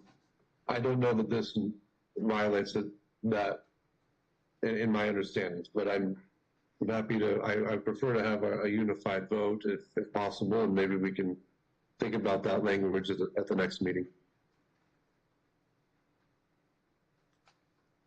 Okay. Any other thoughts, comments before we move on? Thank you very much, Tim.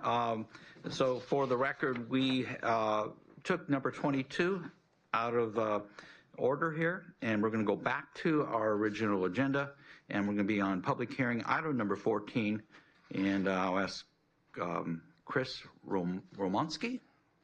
Actually, Maria's going to. Maria's going to do it. Okay.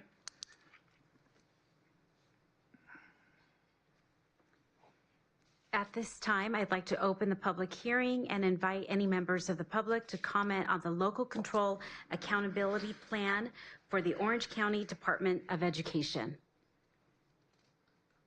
We do have in your packet, in your red folder, we do have packet comments that were submitted through email and that, but no public comments listed. Okay, so we have comments by email. Okay, very good. And we will not read them out. Thank you very much. That concludes item number 14. Awesome, thank you. Okay, moving on with our board agenda to item number 15, the LCAP presentation. Anfina? So for our guests that are here, for those who have come in, now we're going through all the really boring stuff of a public meeting, but this is required by law. So thank you for being patient, and you're sort of witnessing all this fun stuff that we get to do here. Huh? Good to see you. So good afternoon again, President Williams, members of the board. So I'm very honored to be here and present our LCAP for 25-26. And I skipped the education code because Dr. Poulin and Chris already covered that. So these are the priorities, and Dr. Poulin and Chris already talked about that, but this is what drives strategic decision-making when we are looking at our LCAP. And LCAP is really just a roadmap, right? This is what we use to determine what our student needs are, who do we need to engage, what are some measurable outcomes, and how do we allocate resources to really support those outcomes. This is the framework. So this is something that we engage in all year as a school. When you think of an annual update, every single year we try to get better.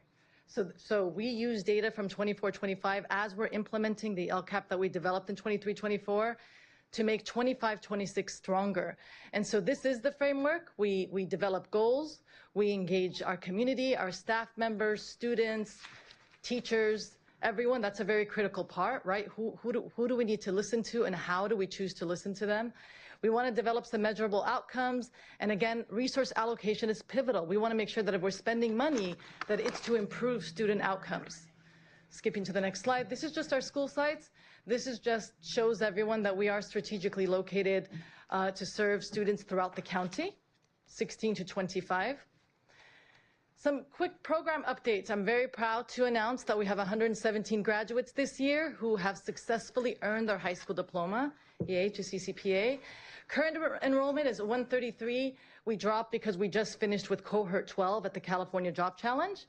And so we graduated a bunch of students, so we did dip to 133 at this time.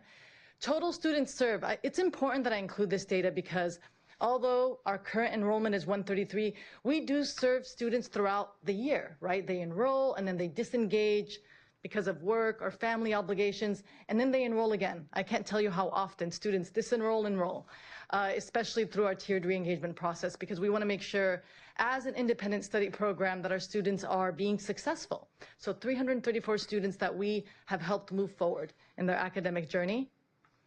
Student demographics, this data from CalPADS during the fall, so state data. At the time, we had 168 students. 100% of our students are socioeconomically disadvantaged. And I know, Trustee Valdez, I think you had a question last year about this.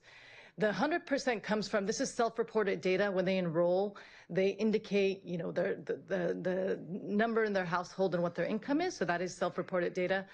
22% of our students are English learners, or what we call emergent bilinguals or trilinguals. And foster youth, 1%. So very small number of our student population are foster youth. LCAP development process and timeline, very similar to the process that you saw for access. Engagement of stakeholders is pivotal, right? We need to hear what's going on, right? Because we may think a goal is wonderful, but when we implement it, maybe it's not yielding the outcomes that we had initially intended for those outcomes to yield.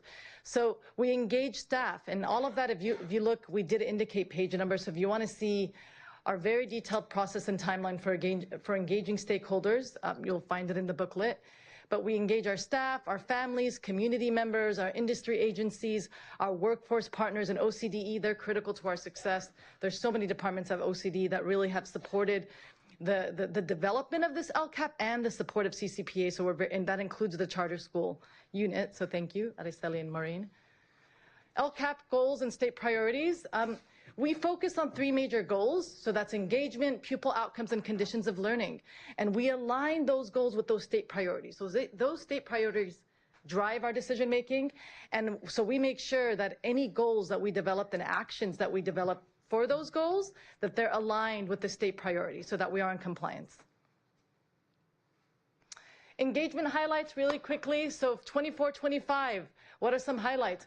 Total, which includes at 117th, we've graduated 1,279 students in a decade. That's wonderful. So that's over 1,000 students we've helped move forward.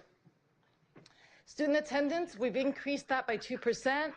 117 students are graduating. This is, especially for all adult learners, this is life-changing. And then the number of events held, we've increased opportunities for engagement in our community, so that's wonderful.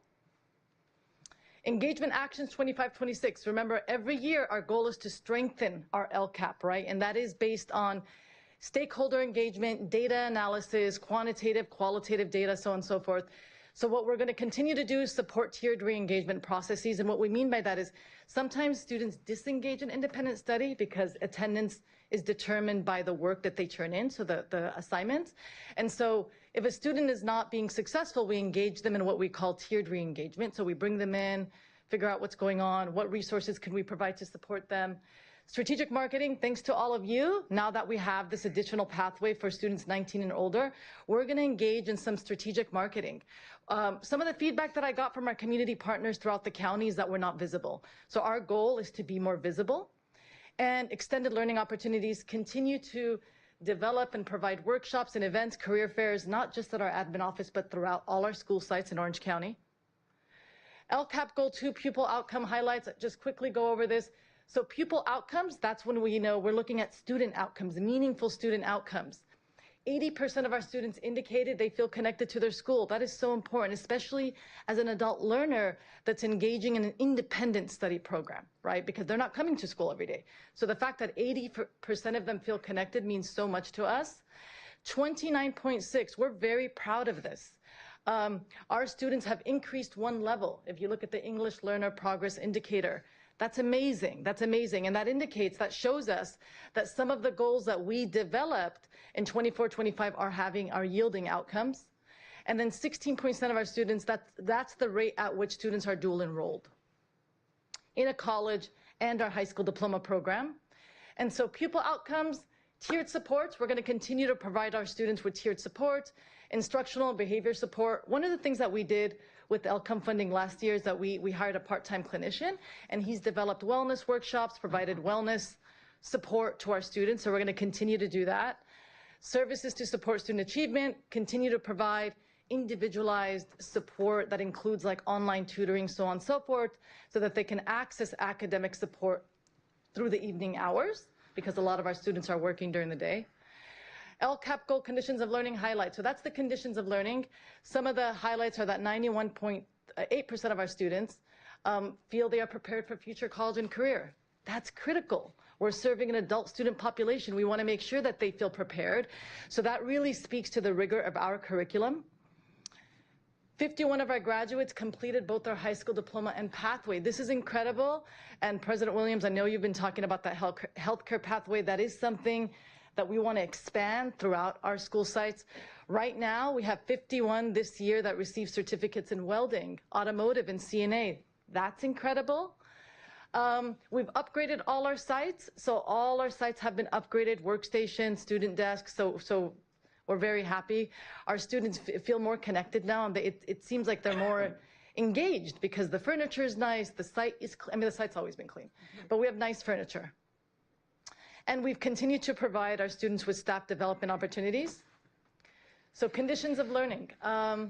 These are some of the actions. We're going to expand our partnerships. We do have dual enrollment partnerships with Orange Coast College, Coastline, in addition to Golden West, but it's all about access. So we want to make sure that we have dual enrollment opportunities for students that are in South County and North County. We're going to continue to enhance our curriculum, looking at career technical education specifically, and continue to provide our staff with professional development opportunities so that they're responsive to our students' needs and interests. I just want to thank you, and I really mean this. Today you've made a historical decision, and I cannot wait to come next year and present the LCAP for the following year, 26-27, and to show you that we've increased enrollment. That is my goal, is to increase enrollment. So I'm hoping that by next year I'll have a higher enrollment data to present. So thank you for your leadership, for your vision. You're always so supportive of CCPA. It means so much. Thank you for always you've attended our graduations, and it means a lot to our staff. So I just want to thank you on behalf of our students, families, and staff. Thank you so much. And I want to end with a graduation video. And this is from last year. And this is a reminder of why we do what we do, right? Our job is to help our students move forward. So here you go.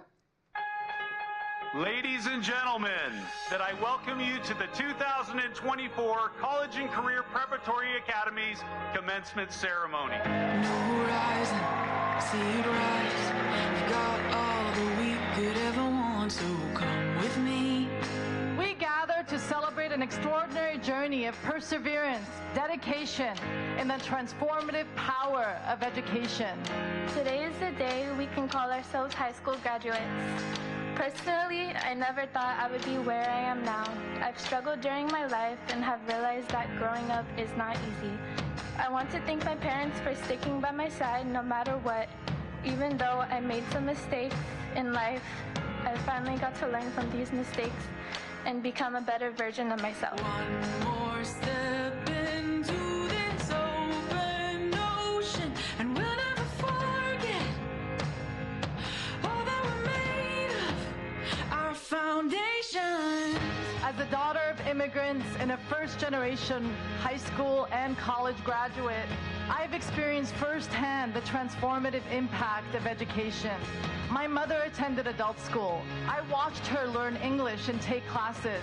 Although my mom did not get the chance to graduate high school, seeing her pride and joy in my accomplishments made me understand the immense value and power of education.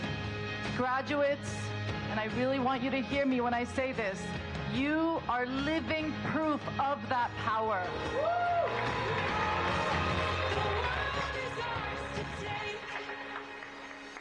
Today is one of the most important days we will remember. Our accomplishments, both large and small, have led us to this point, and I am proud to say we made it. Let us remember that every obstacle we have encountered and overcome has shaped who we are now. I'm not flawless, and I've made a lot of mistakes over the years. Don't get me wrong, I've always had this drive for success, but I suppose you could say I became involved with the wrong things and people. Coming from 2 immigrant parents, I wanted them to know that their sacrifice meant something. So I signed up to a challenging school called Sunburst Youth Academy, where I learned structure, discipline, and self-control. My junior year, I enrolled at Southeast Academy.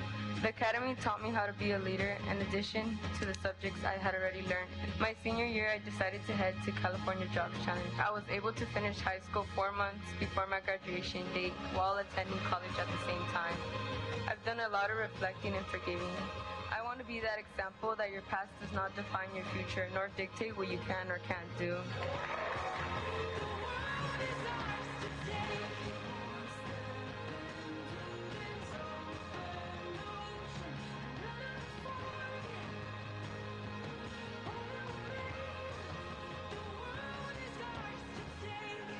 Not everyone follows the traditional high school route, and programs like CCPA give people like me and like our graduates here today another opportunity to earn a high school diploma. These programs are so valuable because people can go and get further education, can get better job skills, to then have better employment opportunities. It changed my life and my family's future. To all the graduates here today, I hope you take the time to appreciate this huge accomplishment. Keep showing up for yourself and keep putting in the work. You will continue to surprise yourself with what you are capable of. We all experience challenges and setbacks. It's what we do next in the face of those obstacles that matters. Congratulations, class of 2024.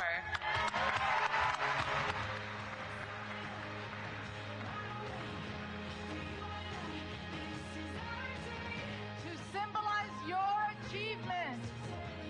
Please move your tassel from the right to the left.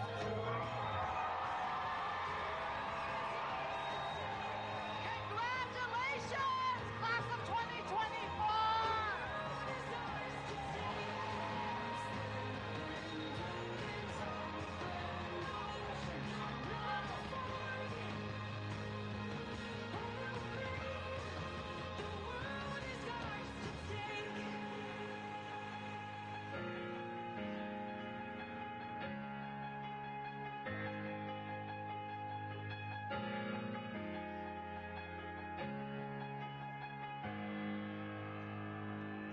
So just wanted to end with a thank you. And Dr. Bean, I was remiss in not thanking you. Thank you for supporting us since you've started in your tenure as superintendent. Thank you so much. Thank you all for your leadership and vision. And with that, at this time, I'd like to open the public hearing and invite any members of the public to comment on the LCAP, the Local Control Accountability Plan for the College and Career Preparatory Academy. We have no comments. The hearing is now closed. Thank you so much. Thank you, Fatina. Dr. Bean, she makes you look so good. They all do. They all do. Yeah, it's incredible, Fatina. So that concludes item number 16. So moving on with our agenda, we had some time restraints and changes. And is the Santa Ana High School wrestling team here? Very good. So we're going to move on to item number 12. Our good Orange County Sheriff has many things to do. He's been patiently waiting here for an hour. So I'll let you take over, then Dennis.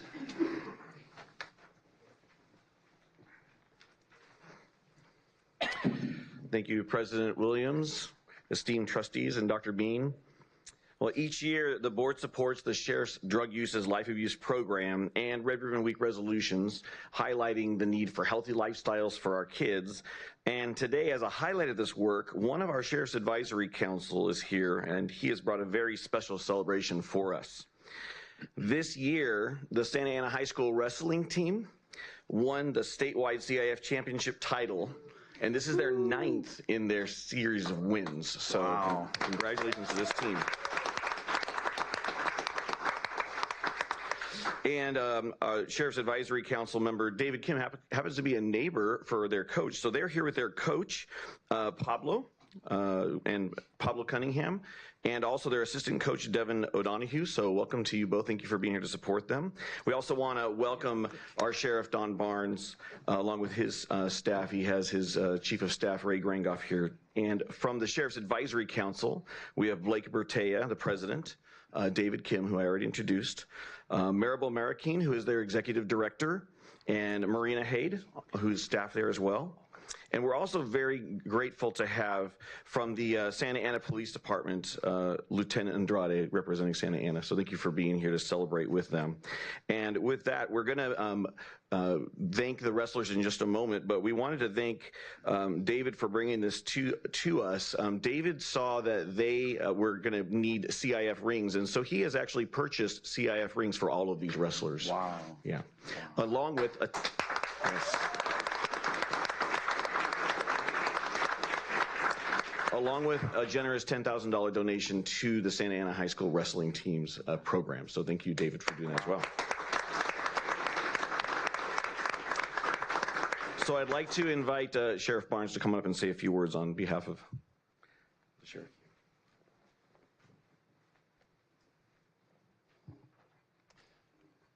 First of all, to the board, thank you for the opportunity of being here. Dr. Bean, nice to see you as well. I enjoyed the meeting. It was very robust at times, but I especially enjoyed the last presentation with the video. And I hope that some of the students who were here got to see that video as well, because it says a lot about the character of people who strive to overcome obstacles and see something at the end of that. And I know that in sports especially, congratulations to each and every one of you. I want to tell you I'm proud of you for what you've accomplished. But it probably was not an easy road. You probably had some challenges along the way. You may have had some setbacks. You probably didn't always win. You might have had some losses in your journey as well. But in each one of those, it's a character-defining moment, how you forge your way through that, how you come out better on the other end. And I think that's a recipe you can take with you for the rest of your life, knowing that teamwork matters. Of course, wrestling is an individual sport, but you're part of a team, and you lean on each other, and you lift each other up when necessary, and you help get to the goal of accomplishment. And that is the recipe for what life is. Pushing your way through and seeing what success can be if you strive to always forge ahead and do better. So I'm very proud of you. Coach Cunningham, well done, sir. You are a leader of men, because it takes somebody like that to forge people into success. And my hope is, first of all, congratulations to you. This is not just your team's victory, it's yours as well through them. But in all things, I think the one thing you saw in that video, and I hope that you realized, and this is a life lesson for you, you can fail and yet not be a failure. You can lift yourself up and strive to do better. I think it's important for you to know going forward. So congratulations to each of you. David, you've been just a supporter of the community for years, and this goes to who you are. It speaks a lot to your character as well. And for the Sheriff's Advisory Council, I'm proud to work with this organization, but I want to tell you, first and foremost, one of the programs we do run is drug uses life abuse. We have programs, and they're anti-drug programs. And I can't say this any other way. There's nobody that's going to look out for you more than you're going to look out for yourself. Make good life choices, make good life decisions. Don't succumb to peer pressure.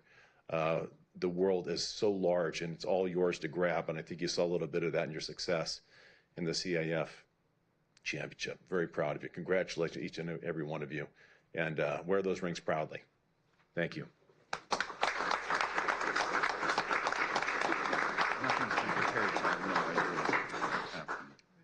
as they came in the door today, I told the wrestlers that I wrestled at Garden Grove High School, and every time I went to Santa Ana High School, I got pinned. I was beaten soundly because these guys know how to wrestle, so they are a force to be reckoned with. Well, with that, we have a presentation, and we'd love to invite the board to come down for pictures. And each of the wrestlers come on up. We want to give you your rings and a special check. And if David and Blake would like to join us up here representing the Sheriff's Advisory Council as well, we'll take a few photos together.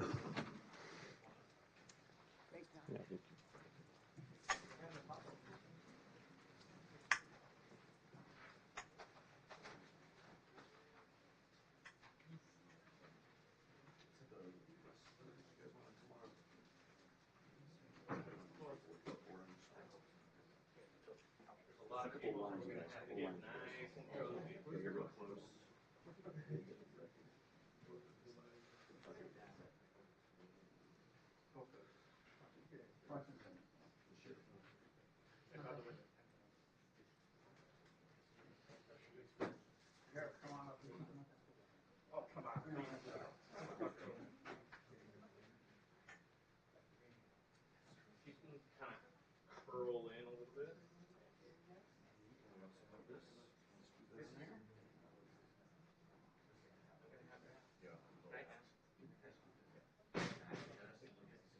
Everyone, you gotta get behind me.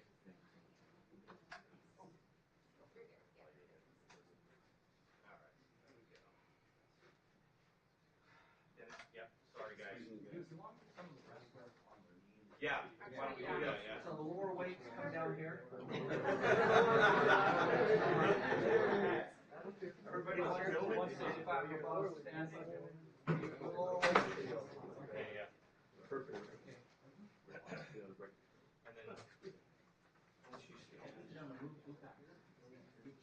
And then bring up the check just slightly.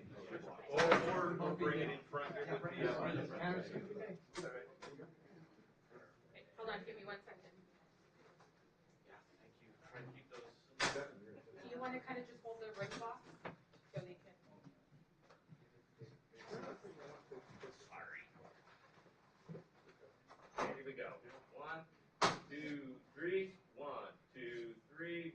All right, I need a big smile on this one. 1, 2, 3. All right.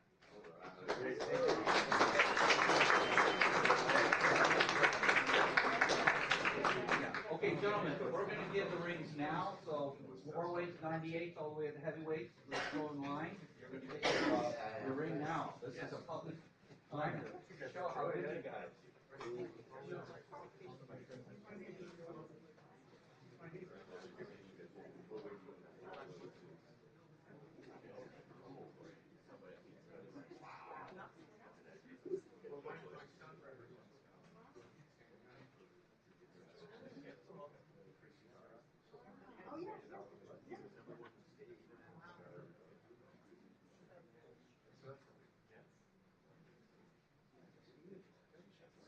Say hello to the sheriff, gentlemen. Don't be shy.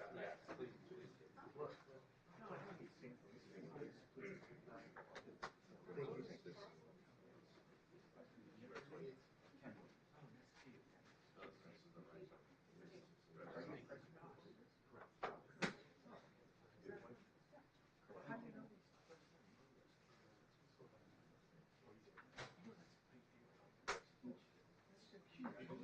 How many teams did you guys compete against? Like thousands, right? The whole state.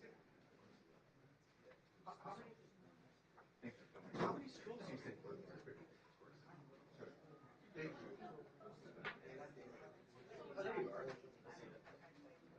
Yeah, sorry. So how many teams do you think came in? For staff championship? Because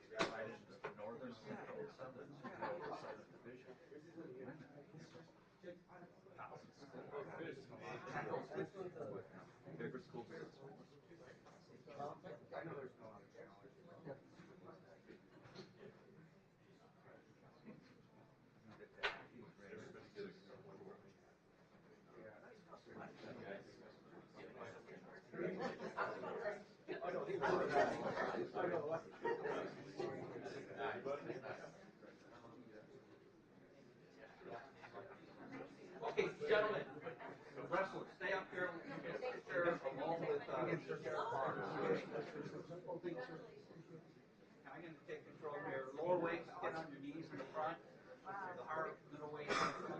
How does it fit? Yeah. Okay, so.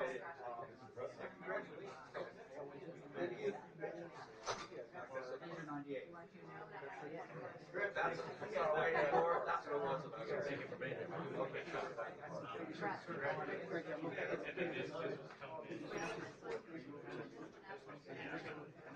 Congrats, man.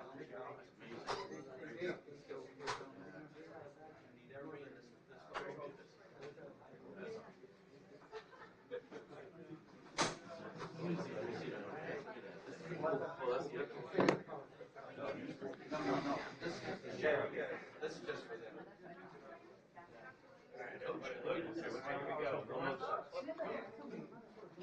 One, two, three. One, two, yep. Come in the middle here. Right here next to the sheriff. There you go. There. All right, here we go. One, two, three. One, two. All right.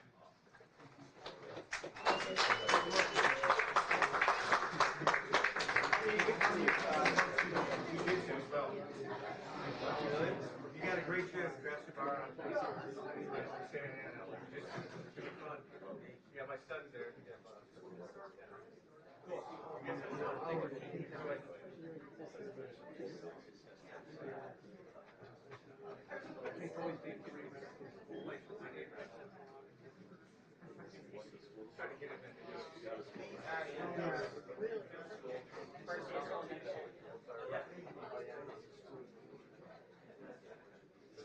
Open that up on your phone and save it as a JPEG. That's what I gotta do, yeah. How do I do that?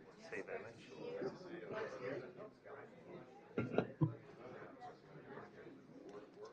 Can you long press it? I don't know. I don't know iPhone stuff. So. Always great to see you. Because, yeah, it's coming up as HEIC.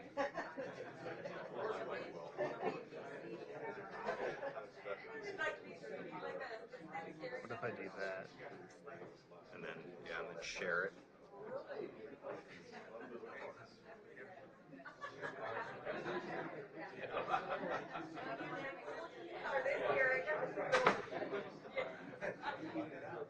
Where is it?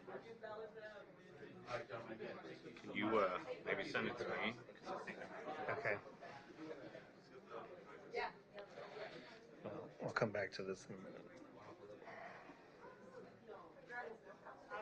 That's right.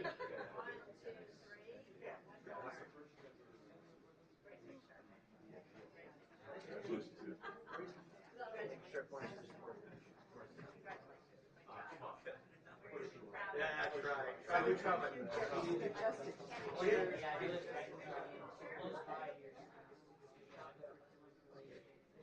Yeah, if you see it, I won't get your vote either way, but.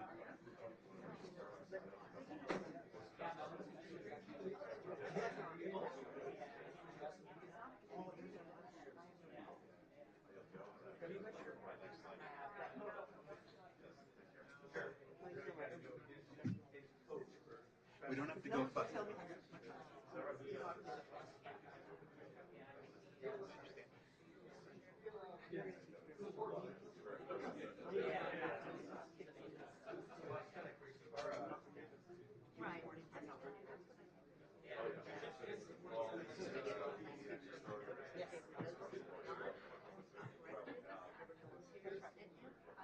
I just feel like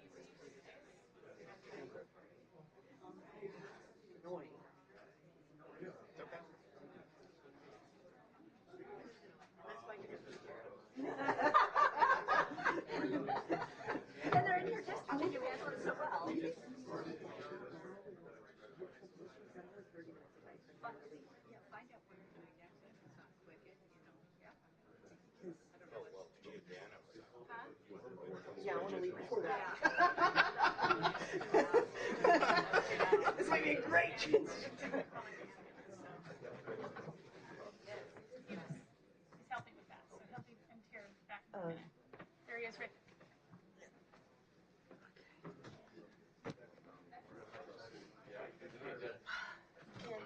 This might be a good time for me to dash. Okay.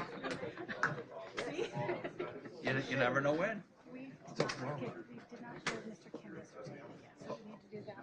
The board takes a picture with Mr. Kim. Okay. The board recognizes Okay. his generosity. Okay. Yeah, We do- yes, please. We do this week. No, this is for Angel. No, that is it. I'm talking about the one for David. Did you guys get him? Yeah. Okay. So, Renee, I'll just pick up my new thing at the next, in July. Right. So I gave it to, I didn't know how it was going to work out. Is the 18th. Okay.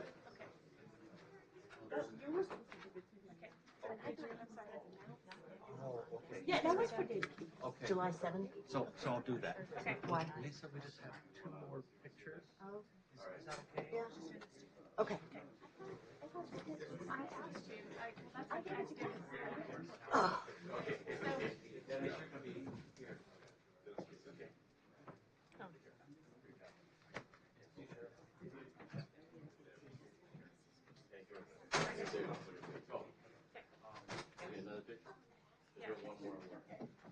Everything is very spontaneous. Yeah, it's okay. None of this is rehearsed. We're waiting for George. Come on, George.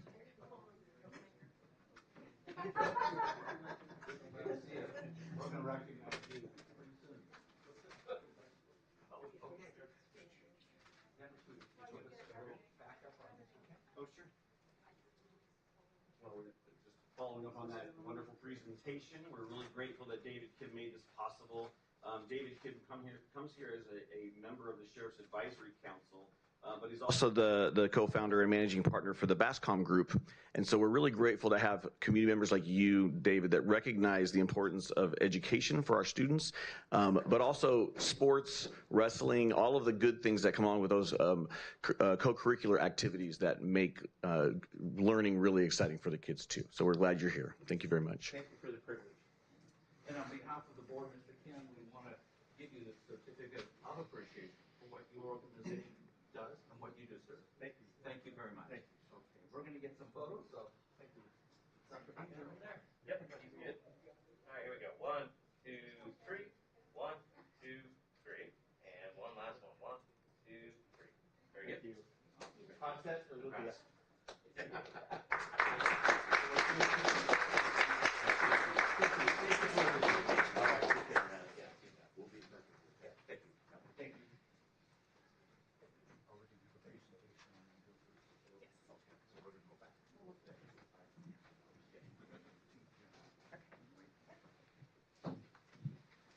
Sorry, Tim. For those of you who have just arrived, our guests of Angel, one of our trustees is back east, so we're doing a Zoom participation in this meeting. By the way, one of the Santa Ana wrestlers who was here had a hypoglycemic event, and you may see paramedics come in and out from the back here, so do not be alarmed. He is fine, and he's a wrestler, and they go through tough times. But sometimes if you don't eat properly, low blood sugar occurs, and that's what occurred just then. So if you see paramedics come, everything is fine, nothing to worry about. We're moving on with our meeting. We're on number 11, and we have Angel from our Access program, who is a very special young man, and we asked him to be here with his family. And so, Renee. Okay. Thank you, board members, for allowing us to have a special graduation today for student Angel Abanse. This is a very special occasion for him, and it was made more special for him to meet Sheriff Barnes and get a photo with him today, so that added an extra special touch. A little bit about Angel. He is a graduate of Station 18, which is Orange County Sheriff's Department. Academy for Explorers. He's had a lot of things that he's had to persevere through in our Access program, and so we're very proud of him that he has not only graduated, but he's already enrolled in Santa Ana College for criminal justice classes. Yeah. And so, yes, thank you. So today we're here to honor him, and we have our superintendent, Dr. Stephen Bean, that will be conferring the degree on him.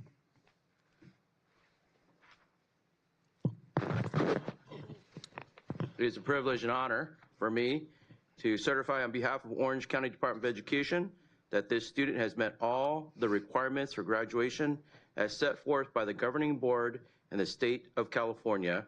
The Orange County Board of Education has approved the granting of the diploma to this student. Graduate, please turn your tassel from right to left. Or there you go. Very good. So it is with great pleasure that I present the Access Area 8 graduate from class 2025, Angel Avance. Angel. I invite the board. And we have a special diploma for him that has been framed by the board, and then we'll take pictures. Thank you.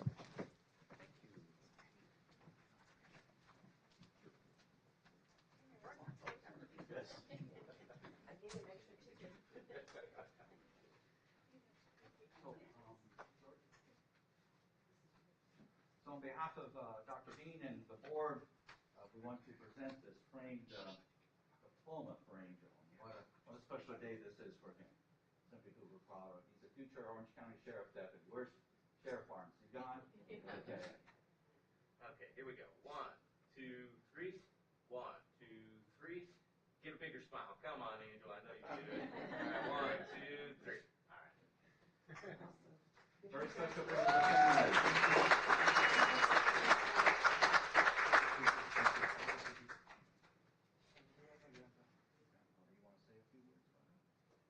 say a few words to your family? This would be very meaningful. Say it from the heart. At the microphone. Yeah.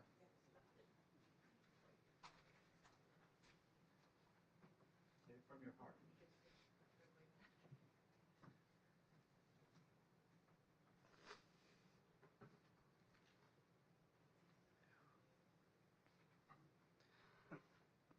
I just want to say thank you to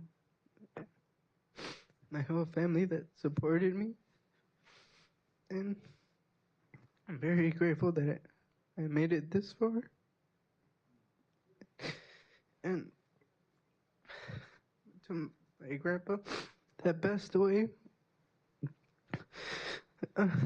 He was my motivation to keep going and to still keep going each day.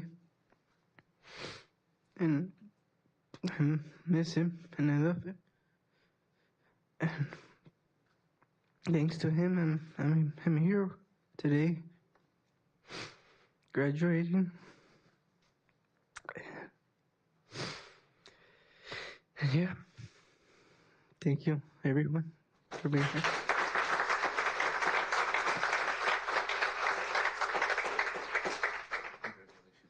Thank you.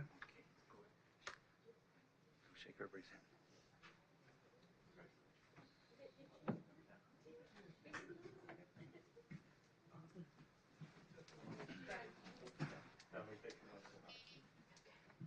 I have to go to my own daughter's graduation. No, I know. Thank you for saying that.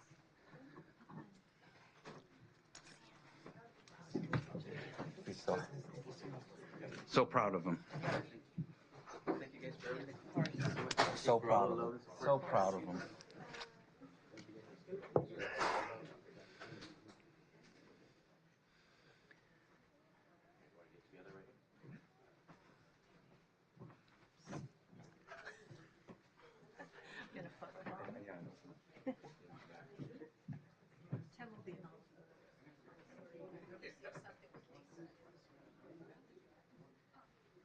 right. So 1, 2, 3.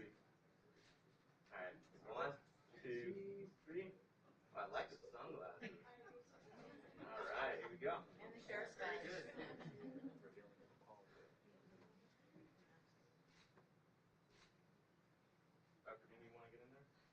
Ruth, no. Ruth, you're good enough. Ruth is the principal. Yep. Ruth, why don't you, yeah. Okay, thank you. Okay, there you go. All right, here we go. 1, 2, 3. 1, 2, 3. Very good. Great job.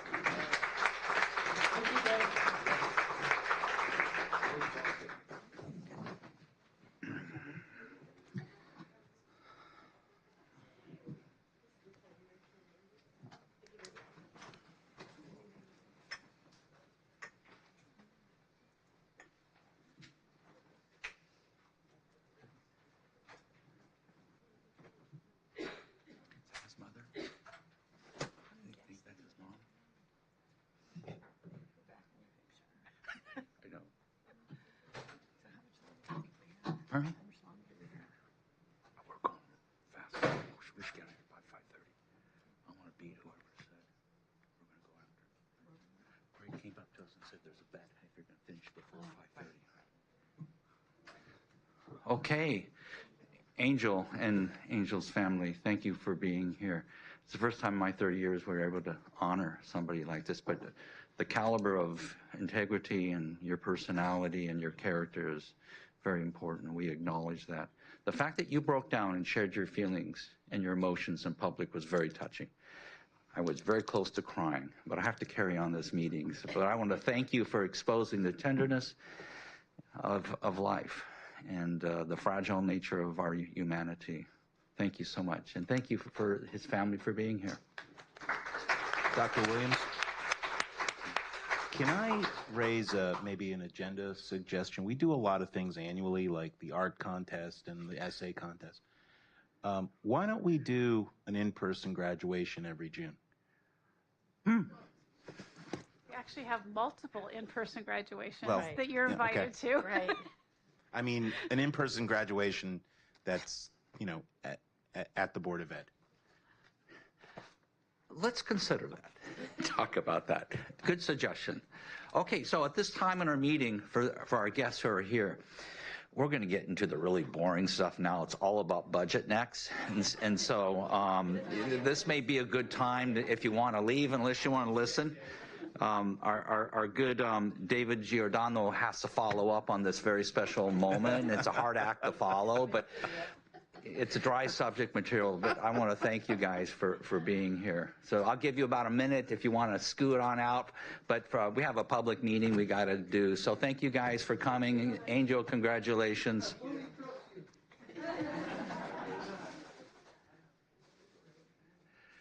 David, can we have you come forward, sir? Okay. Okay, and see, now it's about 3:30 for the record, and we are going to have public comments when we get to informational item by parents from IIA. So if they show up, please get a card and submit it. We do have cards? Oh, we do, okay. Okay, yeah, so we're not there yet. See, it's 3:30, probably will be there by 4:30. But David, it all depends on how fast you can get this budget presentation done here. Okay, all right. So just for the record, we've had a budget study forum a couple months ago. You did an awesome job there. And you did it last meeting too, I think, a little bit. We talked about the budget. I think we did a quick one. And you did a very good job there and doing it quickly and succinctly. And the same high expectations are here, sir. Okay, here we go. Okay. Here we go. All right, well, thank you, and good evening, President Williams, and good evening, good afternoon. Good afternoon, President Williams, members of the board. Today we're going to share with you our 25-26 preliminary budget, and then also provide an overview of the state's current fiscal outlook, as well as the governor's May revised proposal for next fiscal year.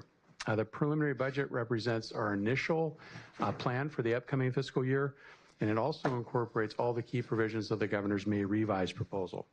And so this report is based on our latest financial information and assumptions that we have available, and it also contains our estimated expenditures for the current year, 24-25. And so here's a look at our agenda for this afternoon. We're going to first review with you the state's current fiscal outlook.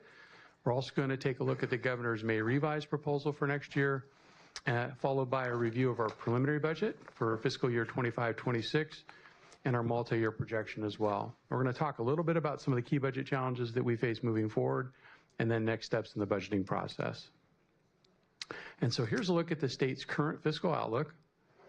And so we know the May revise was released back on Wednesday, May 14th, and it does reflect substantially a weaker state tax collections than just projected a few months ago when the governor released his January budget. In fact, the big three state tax revenue sources, which include personal income, corporate, and sales taxes, are down by $4.8 billion over the 3-year budget window, and that's since the governor again released his January budget. In January, you may recall the governor had projected a budget surplus next year and is now estimating a budget shortfall of $12 billion under the May revision. And this is due primarily to a deterioration of the state's revenue outlook next year and then higher healthcare costs. And even though those big three state tax revenue sources are up by $5.2 billion for last year, 23-24, and 24-25 combined, state revenues are forecast to decline by $10 billion in 25-26. And so Governor Newsom is pointing to the immediate risk, including changes in federal policy, particularly tariffs, which he attributes to the downgrade in both the state's economic and revenue forecasts. And so here's a chart that just highlights the fluctuations in the state's big three tax revenue estimates. And so for last fiscal year, 23-24, state revenues are up by approximately $2.9 billion. That's as of the May revision when we compare it to estimates contained in the governor's January budget. And then for the current year, 24-25, state revenues are up by approximately $2.3 billion since the governor's January budget was released. However, for next year, for fiscal year 25-26, state revenues are forecast to decline by $10 billion when we compare it to estimates contained in the governor's January budget. So unfortunately, there continues to be additional risks surrounding the state's economic outlook. In the near term, the most immediate risk is all the uncertainty surrounding the federal policy changes and the potential impacts on the state's revenue outlook.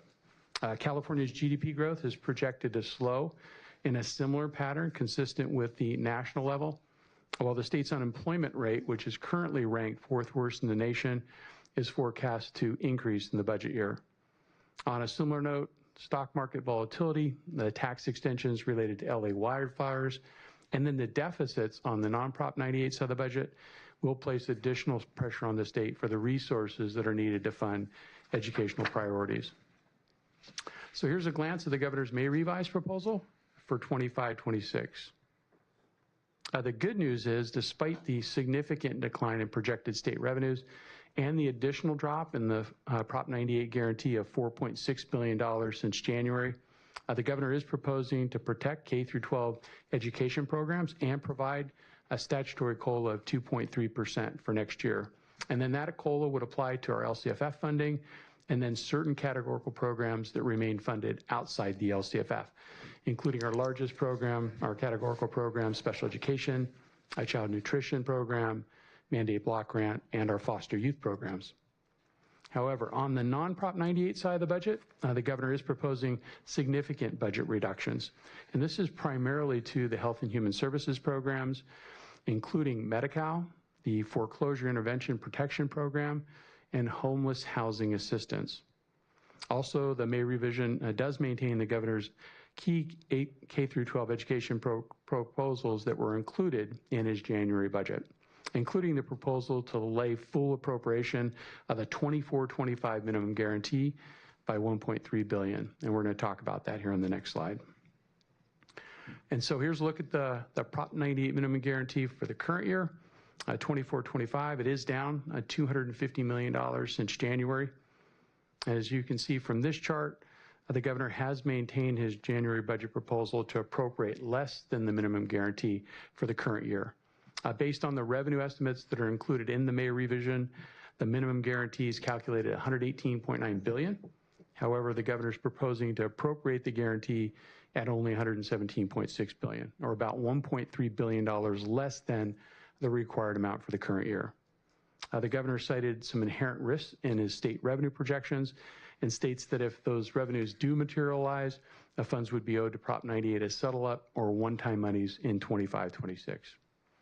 Of course, the education community is going to be challenging this latest maneuver to appropriate less than the required amount under the minimum guarantee.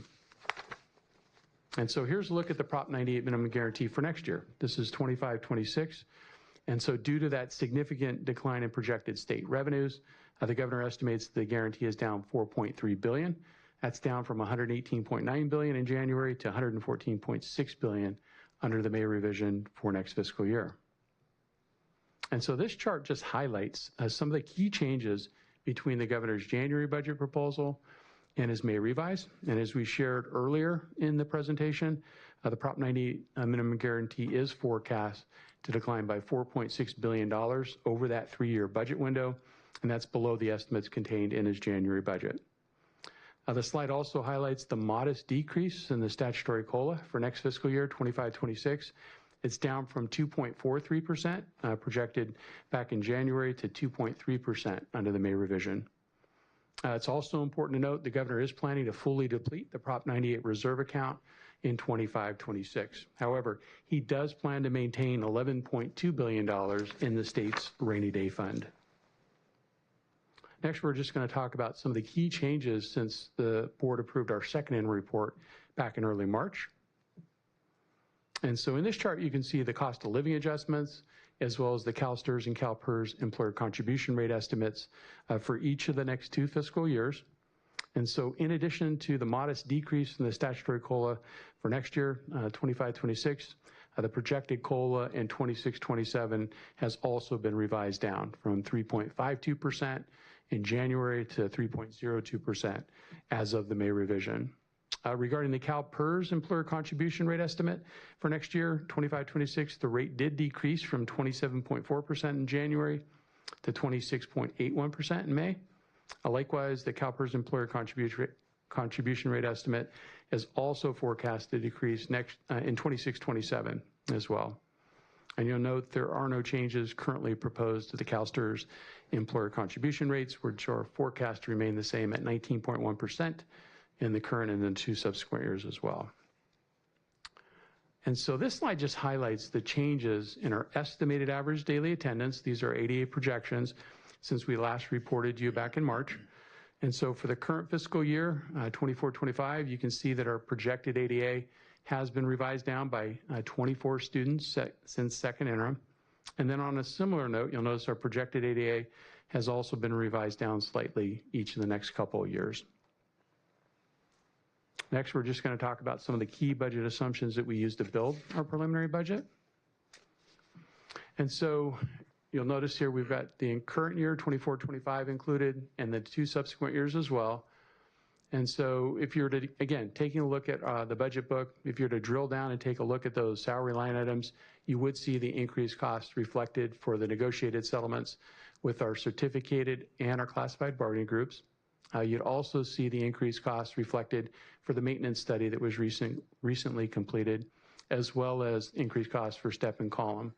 Drilling down further, if you look at the statutory line items, you would see the increased costs reflected for CalSTRS and CalPERS as well. The statutory COLA this year, 24-25, set at 1.07%, and in 25-26, you can see, again, it's been revised down since May, down to 2.3%. Average daily attendance in the current year projected at 4,285 students, and then you can see in each of the next 2 years, we are projecting small declines. You'll notice on our LCFF funding for the current year projected to come in at just over $104 million, but in 25-26, a drop of almost $1 million. And the reason for the decline in LCFF funding, again, has to do with the fact that 2.3% cost of living adjustment, it's just not enough to fund the funded ADA declines that we've experienced over the last 3 years. And so the other thing I want to share on here, when you look at our tuition for access and special schools programs, you can see projected to come in at about $44.5 million, but is projected to increase each of the next couple of years. Next, we're going to take a look at 2 key summary charts of the department's revenue and expenditure projections included in the preliminary budget for next year. And so this is a look at our total general fund revenues. They total $374.5 million.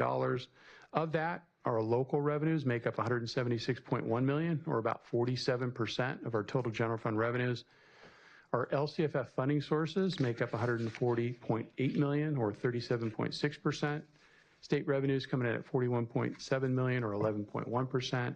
And then finally, federal revenues make up the difference, $15.9 million, or 4.3% of our total revenues. And then this is just a look at our 25-26 expenditure projections. Again, total expenditures in our general fund budget at $392.6 million.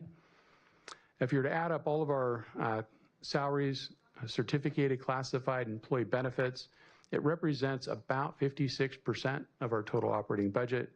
Of those amounts, certificated salaries represent $65 million, or 16.6%. Classified salaries, $78.9 million, or 20.1%. Employee benefits, $77.5 million, or 19.7% of our total expenditures. Books and supplies projected at $21.9 million. Services at $83.1 million. Capital outlay at $22.7 million. And other outgo projected at $43.5 million. And so here's a look at our multi-year projection. And so again, this is our combined general fund. So it includes not only our unrestricted operating accounts, but it also includes all of those restricted categorical programs as well. And it is in summary format. And so if the board would like to take a look at the detailed report, it is included in our budget book. You'll notice here we have the current year, 24-25. This is how we estimate we're going to close out the current fiscal year. We also have on here our preliminary budget for next year, and then the 2 out years as well. And so for the current year, we are projecting to close out the year with a surplus of just under $7.2 million. In 25-26, you'll notice that we are forecasting a deficit of just under $20 million. You'll note that's not a structural deficit. That's when you look at the deficit projection there, that's planned one-time spending on some large capital facility projects, most notably the Rancho Sonata rebuild. And it also includes the spend down of some one-time restricted categorical dollars that were received in the prior year that are being spent in the current year. And so I always like to drill down further and take a look at what is the deficit that's made up in just the unrestricted accounts. And so if you were to drill down on that $19.9 million deficit, you would see in our unrestricted accounts, we're looking at about a $10.7 million deficit. But again, talking about those one-time capital expenditures, those are budgeted about $20.5 million. When you back those out, again, left with a fairly sizable structural surplus. In 26-27, you can see that we are forecasting a surplus of just over $13.4 million, and that's projected decrease slightly in 27-28 to just over $10 million. And then here we're going to talk about some of the key budget challenges that we face moving forward. And again, as we've shared many times in the past, there are challenges that are not unique to our county office. If you were to talk to other county offices across the state, you're going to hear many of these same issues, same concerns. And so first, we know costs for step and column movement, CalPERS and CalSTRS pensions, health and welfare benefit premiums are all going to place additional strains on our operating budget as we move forward. We also know that inflationary cost pressures in other areas, such as supplies, services, and equipment, also remain persistent. And then other challenges include the expiration of all the federal and state COVID-19 relief funding that we received, our county office's minimum state aid excess tax status, as well as the continued decline in enrollment that we're seeing throughout Orange County, which could have an impact on enrollment in our own programs. And then lastly, we know the state is facing some significant operating shortfalls in those out years that both the governor and the legislature are going to need to address. And then finally, we're just going to wrap up with a look at our budget timeline. And so here is a look at the next steps in the budgeting process. So in order to meet the constitutional deadline, the legislature now has until June 15th to pass the main budget bill. And then the governor has until the end of this month to sign the final approved state budget. Of course, our staff will evaluate any differences between the May revision and the governor's final approved budget. And then any revisions that are required will be brought forward to the board for approval. And so that's the presentation this evening. And again, I just want to thank our entire fiscal services team for all their work, all their effort in getting the budget together for presentation this evening. So thank you. Questions? And please don't leave, David, because you're going to do the public hearing, correct? That's correct. Okay, good job. Any questions for David? Tim? Sorry, yes. David, could you just remind me, so if the state's going to fund below Prop 98, does that require a 2/3 vote of the legislature, both houses? Is that correct? Yes, that's correct, Mr. Shaw. Absolutely. They would require a 2/3 vote to suspend Prop 98. And the governor is flat out calling for suspension of Prop 98, if I understand your presentation? No, not at this point. He's not recommending suspension of the Prop 98. What he's proposing to do is to not fully appropriate the guarantee in 24-25. So the guarantee is calculated at $118.9 billion, but he's going to appropriate it $1.3 billion less. And so he's not, it's interesting. It's actually a very interesting question because it would appear that's sort of what he's doing. It's definitely a manipulation of the Prop 98 guarantee, but he's not actually suspending it. That sounds like a difference without a distinction. I'm trying to, so he's not suspending it, but he's not going to fully fund 98 either. So isn't that in essence a suspension? Well, what he's proposing to do is let's say that those revenues do come in as projected and they hit the $118.6 billion guarantee that's currently calculated. Those dollars would end up flowing to schools in 25-26 as a one-time settle-up payment. So we would receive the dollars, but he's not actually considering this a suspension, if that makes sense. Okay. Dave, isn't there, I mean, I think some of the school groups are talking, litigation already, because it does feel like it's a manipulation of the formula. So I think we're just have to wait and see what happens. But there is a lot of concern that he really is suspending it. He also has added deferrals into this May budget also, so for a 1-month deferral currently. Yep.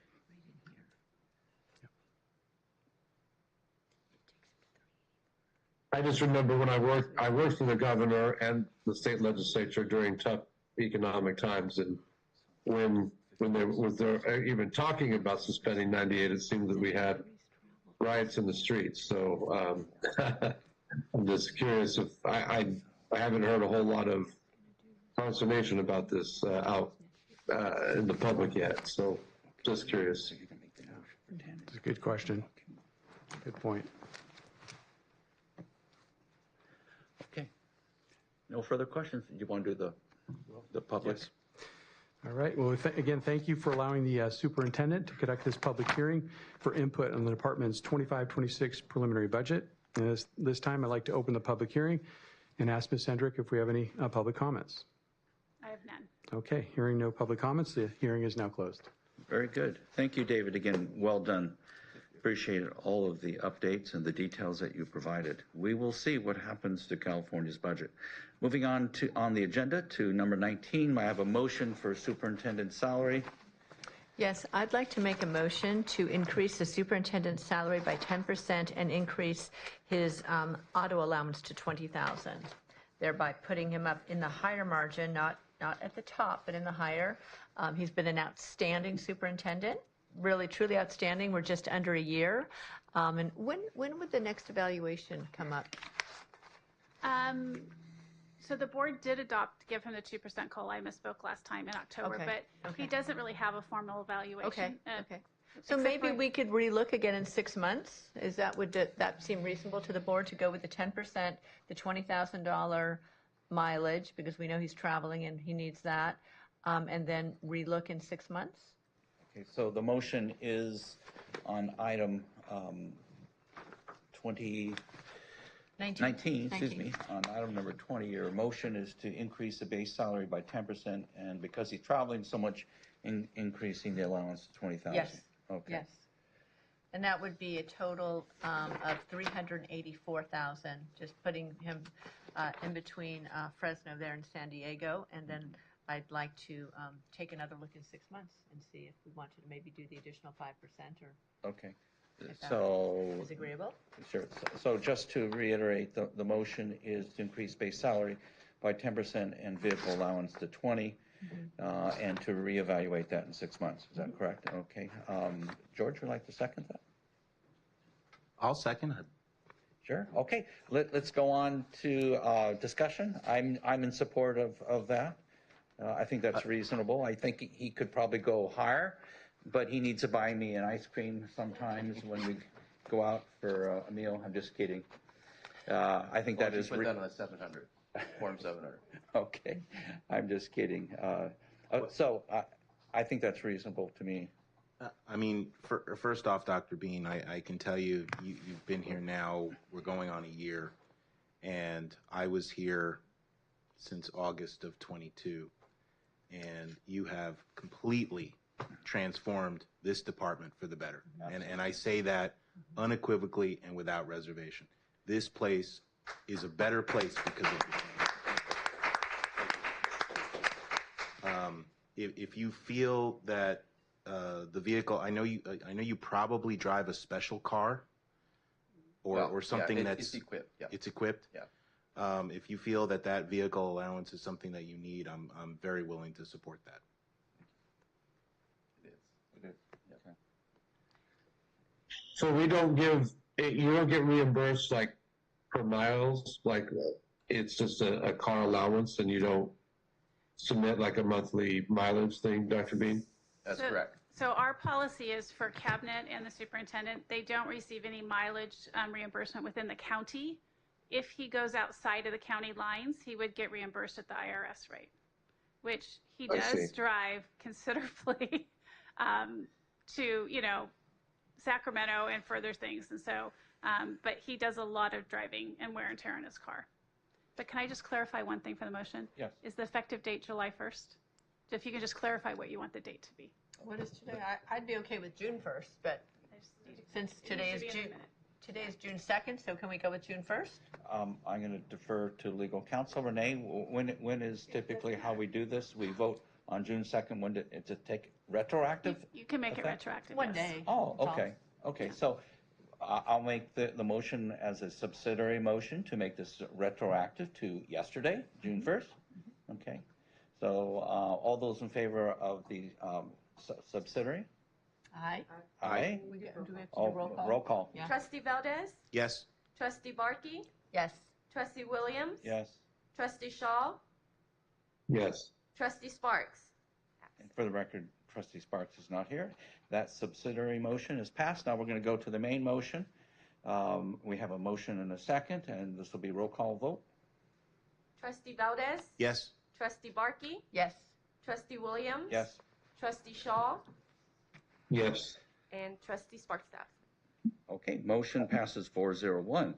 Moving on with our board agenda for item number 20. We're going to submit 2520, the Golden Bell Award. We actually have a short presentation for you. Okay, I think Doreen's going to come up. okay. Yes, there's two of us, but we will be brief. We're splitting the time, don't worry. President Williams, trustees, and of course, Superintendent Bean. My name is Darlene Khatib. I'm an administrator with our Ed Services division here at the Orange County Department of Ed. And I am here to, first, I want to thank you for considering our application for the Golden Bell Award, where we're hoping to highlight our 2P capacity building project. So before I jump in to tell you what the project is all about, I want to make sure you're just a quick brief grounding in what 2P is. We say that acronym a lot. It's Tobacco Use Prevention Education. And 2P has been around for quite a while. It started out really centered around youth cigarette use, but has evolved over the years. Of course, now it includes all nicotine products. It includes vaping. And because the device may potentially have THC, we've now also addressed cannabis use prevention. And you'll see on the bottom left-hand side are the key components of this program that is funded by the California Department of Education and made available to county offices and school districts across the state. The first item is prevention. We do substance use prevention education with students. It is centered in building their knowledge, but also skill development. We want them to have refusal skills so they could address peer pressure. We want them to identify healthy alternatives to manage their stress, to be able to manage feelings of anxiety or sadness. We don't want them to turn to substance use for that. But if a student is using on a school campus, we provide no-cost resources and programs to schools so that they could intervene. If a student needs cessation services, the program has no-cost options that students could be referred to. And my favorite is the youth development work that we do, a lot of youth leadership efforts. We build the capacity of students to be advocates for themselves, their peers, their families, their community. This is also a great opportunity to work across different programs like CTE or civic engagement. So this gets, to be the fun work where we get to have student-led projects. And of course, we can't do this work without family engagement. We engage families, we provide services for families and really support them as their students' health educator. Community engagement, we do this work with so many different community partners. I want to acknowledge OC Sheriff's Department is a huge partner of ours on all things substance use here in Orange County. And really quickly, there are different funding opportunities that the California Department of Education funds. Here in Orange County, we have two types of local funding. We have county level support and technical assistance for all of our districts, our schools, and our charters. And then we have a consortium of comprehensive services that include 12 of our districts. In 2018, when youth vaping was declared an epidemic, the California Department of Education recognized that they need to do things a little differently. They wanted to level up everyone's capacity on how to address something so new. And how to do that effectively. So they put out an RFA and they actually reached out to us in Orange County Department of Ed because we were already leading the way around vaping prevention education. And they reached out and they invited us to apply to this competitive grant opportunity, which we were awarded, and we've been working really hard on it, and that's the project that we're hoping to highlight. So I'm going to pass it on to our lead coordinator for the project, Julieta Duarte, but I really quickly want to acknowledge that the rest of our team, they might not be here, but we have a small and, but mighty team that does this work. Thank you, Doreen. And as Doreen mentioned, we have a lofty aim, is to build the capacity of the entire state around tobacco use prevention education. And we do that through 3 different ways: by being responsive to the needs of the 2P grantees across the state, also by staying relevant. As you know, the landscape within tobacco, vaping, constantly changing, as well as within education. So we have to make sure that we stay relevant to provide these resources for the 2P grantees.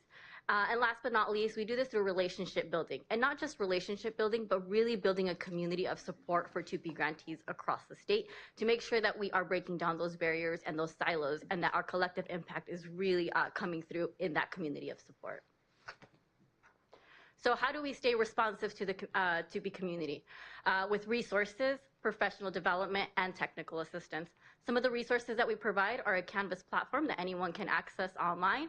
We also have a website. You don't have to be within 2P to access this website. If you're working with students, young people, and prevention, you can go ahead and check out our website. I highly recommend you all to check it out as well.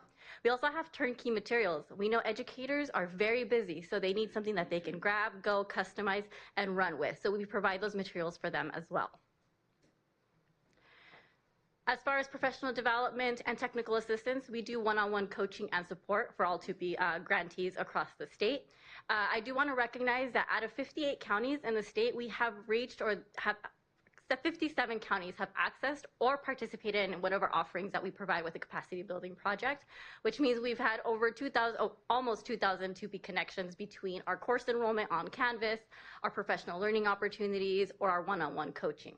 I do want to highlight our professional development. We have had 11 professional learning networks, and those are very unique to capacity building projects because we provide those in a hybrid setting over a day and a half. And if you want to join us in person to build that network and that community, you have 3 opportunities: one in Northern California, Central California, or Southern California. So those are the ways that we provide resources, and we are responsive to the field. So how do we stay relevant? We stay relevant through feedback, constant communication and including student voice in the work that we do. We have statewide needs assessments, surveys, focus groups that we conduct, also that open communication, not just between the County Office of Education and the local districts, but also to the TUPE office at the California Department of Education. That's an open communication that we have across the board. And last but not least, we cannot stay relevant without knowing the experiences of the youth that are involved on campus every day and what they're seeing every day in school.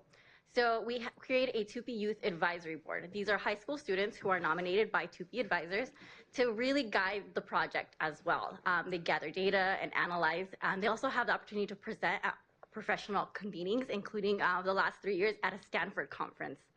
We have representation from student leaders from these 10 counties, but our main goal is really to get representation from all 58 counties in California. And I want to highlight this photograph is from students here in Orange County from Santiago High School from the Garden Grove School District. So that's how we stay relevant. We incorporate a lot of different partnerships. And then how do we build that community? It's all through collaboration and connection. Again, as I mentioned, we work very closely with California Department of Education, TUPE office, as well as a TUPE collaborative. That's made up of regional leads that represent the 11 service regions in California. And they also provide a lot of feedback and insight on where the project is going. And they do a lot of strategic planning. And that's a photograph of one of our strategic planning meetings that we had in the summer. And last but not least, we cannot do this alone. We have many partners, many statewide partners that cover a lot of the key components within TUPE: prevention, intervention, cessation, youth development, family and community engagement. All of these different partners are folks that we work with to really make that community of support more robust and continue the work as we develop the project. And I do want to recognize that the work that we do throughout the state through the tobacco use prevention education aligns directly with Dr. Bean's 531 strategic plan. It really, it does that through supporting and strengthening the different aspects, including ensuring school safety, supporting local districts with academic excellence, through addressing health-related barriers to learning, and the one big goal, which is that our students are thriving in our schools, and we do that by incorporating their experiences and their voice in the work that we do.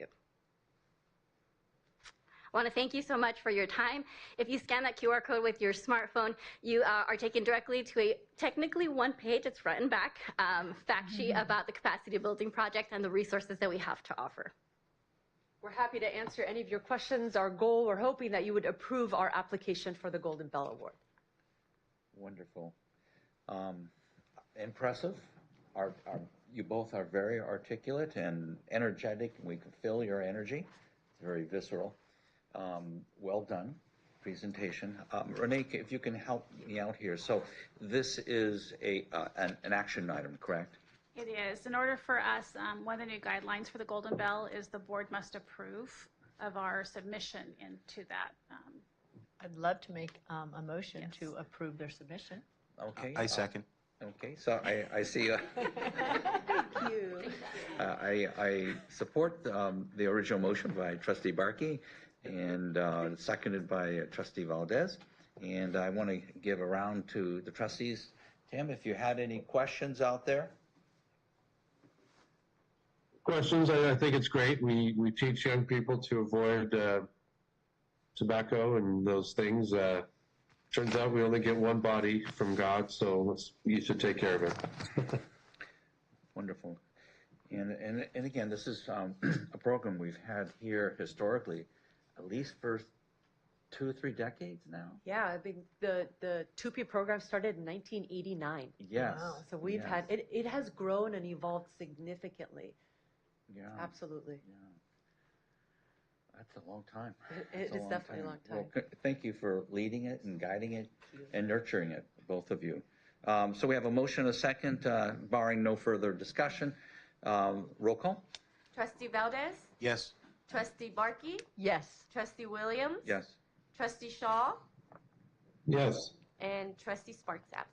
Yes, very good. So the motion passes 4-0-1. Moving on with our agenda, item number 21, a presentation for ethnic studies. This is not an action item. This is a presentation. Dr. Bean. Yeah, it's an update, and so I'm going to call up Dr. Swanson and Dr. Walsh to come up here to share with you how we took all of that data from the community input sessions, and then share with this board what the next steps are in preparation for you to make a decision on it.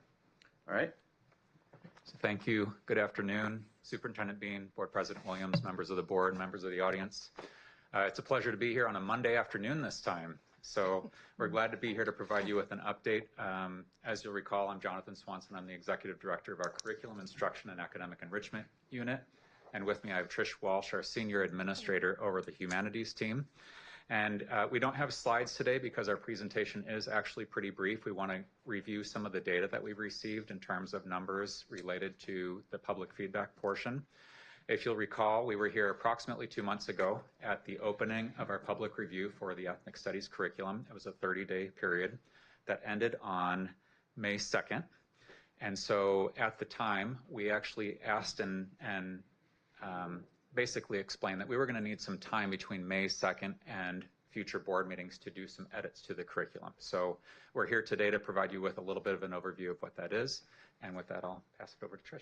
All right. So we, as Jonathan mentioned, we had our public review period for 30 days.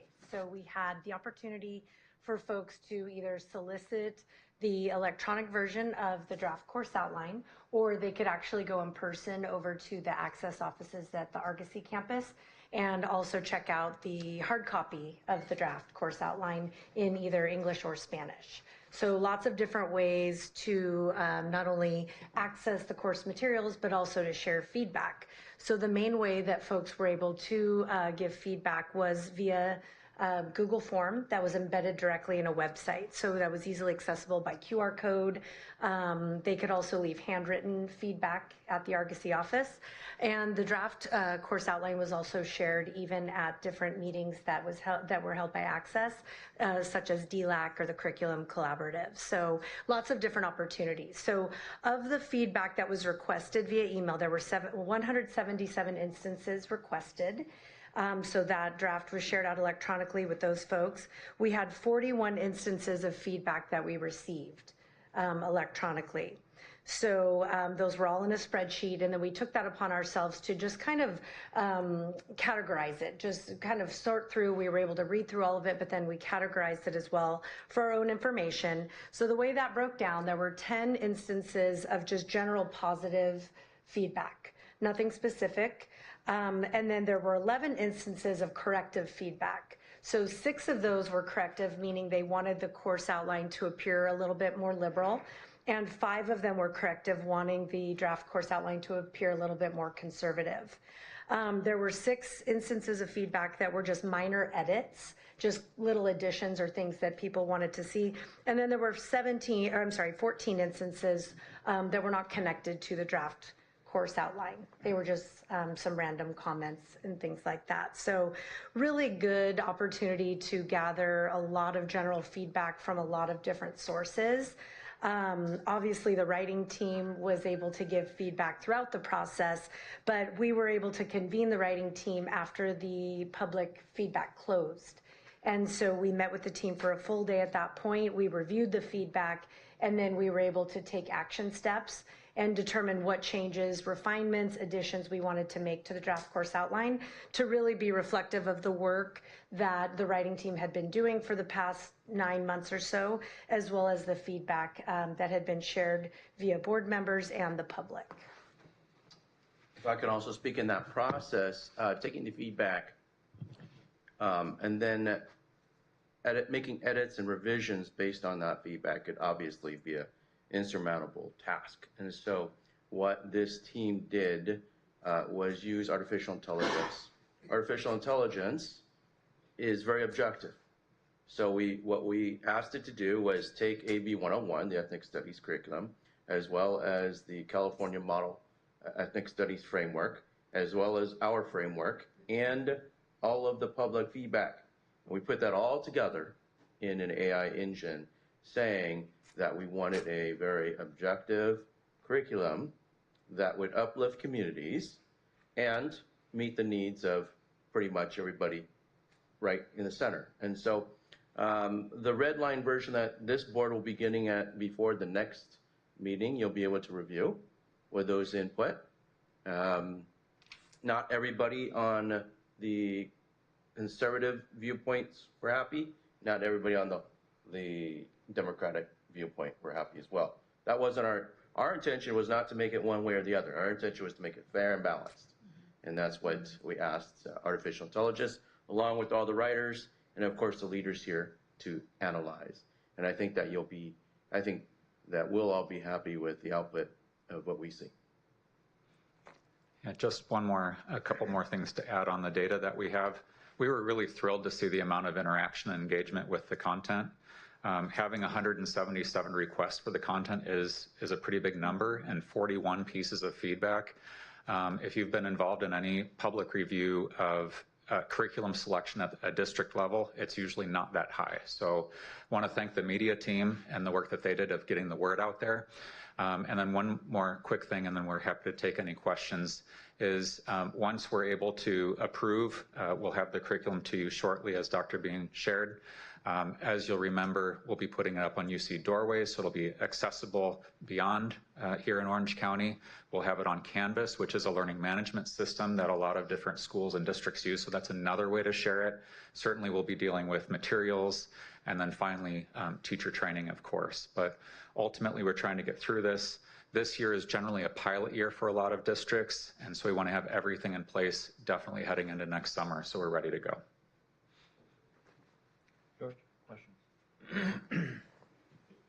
As I've said before, I'm just, really impressed with the process. I also want to thank the Orange County Register, because they put our notice out to everybody, and I think that may be part of the reason why you got 171, requests. So I want to thank the Register for doing that. Yeah, there was definitely a jump in email requests after that article. Can I ask, how are we defining wanting it more conservative, wanting it more liberal? Well, there are requirements that need to be met in order for it to pass AB 101 and for it to align with the California framework. And so what the test was is we asked the writers, along with artificial intelligence, is with this input, whether it's on the right or left, with this input shifted from compliance to non-compliance? And if it did shift to non-compliance, then it's up, then it's, I'm thinking of the word, it's obviously not what our desire is. The desire of this board is to actually pass a ethnic studies curriculum that, one, is compliant with AB 101 and one that is fair and balanced. So we use that as the test and a litmus test, Tim, in order to do that, to run that analysis. Well, I appreciate that. So we wanted to be compliant with state law. Just in the presentation, it was said that there were so many comments that wanted it more conservative and more liberal, and I'm just trying to make sure I understand what that meant exactly in this context. Why don't you guys define that? Yeah, sometimes it was a matter of just terminology. They felt like maybe they wanted to make sure certain phrases were there or certain phrases were not there. So it's without getting, I don't know the specifics off the top of my head, but there were just some comments that were generally about phraseology or including certain viewpoints or certain stories or people and not others. So we ran all those comments through, which is interesting because artificial intelligence understands both conservative and progressive ideology. And so we ran those comments and suggestions through that engine, that machine. And then it told us what we should input or include and not include to shift it one way or the other. We got a fairly detailed letter from Wengyang Wu. Yes. Who I would consider, I think, more on the conservative side. How did that person's comments affect the final draft? Do you want to talk about the changes? Yeah, so that was a part of what we fed into kind of all of our pieces that we were putting together, and AI is a part of the analysis. And a lot of the resources, we had some other resources shared with us. The writing team looked over things too, and yeah, there's a lot of great stuff here. So we're seeing what could we incorporate, what could we add in, things maybe we weren't aware of before. But some of the changes was, we looked a lot at the language, and we were trying to make sure the language was balanced and really having a focus on empathy and students making connections, and really focusing on, not on division, but on civic engagement and participation and understanding. So it was really a little bit of that lens in which we were approaching some of the different lessons or the units, a really inquiry-based focus that allows for a lot of opportunity for students to explore, you know, all the different cultures that we are not only going to be presenting lessons on, but cultures that might be present in their communities or that they may know of that they want to learn more about. So it was really looking at language, being inclusive, being balanced, looking at an emphasis on civic responsibility. That was something that we had all talked about and had a unit specific about civic engagement, but we really kind of took that thread throughout each of the units, focused on that civic responsibility specifically. And one of the things was we included some examples of additional voices in the different units throughout the lessons, some opportunities for some different stories. One story that really stood out to the writing team that was of interest for a variety of reasons was Dr. Bean's story. And there was a really great article by EdSource that had been covered, and we found as a lesson of an additional voice of someone that was very connected to the content here, along with some others that were via recommendation. There were some comments that, oh gosh, what about this person? And that was just one that, oh, we didn't think of that. Let's put that in there. What about this field trip? Oh, great, we didn't think of that. Let's put that in here. So really there was a lot that we took into consideration to add to really bolster the draft course outline in order to provide, as Dr. Bean said, a balanced, broad approach to the work.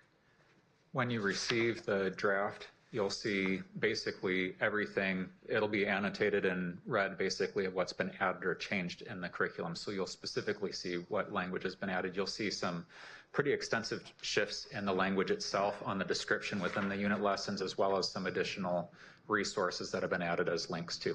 Yeah, I think the resources from Wenyan Wu's piece helped to offer some resources that we weren't, aware of at the time.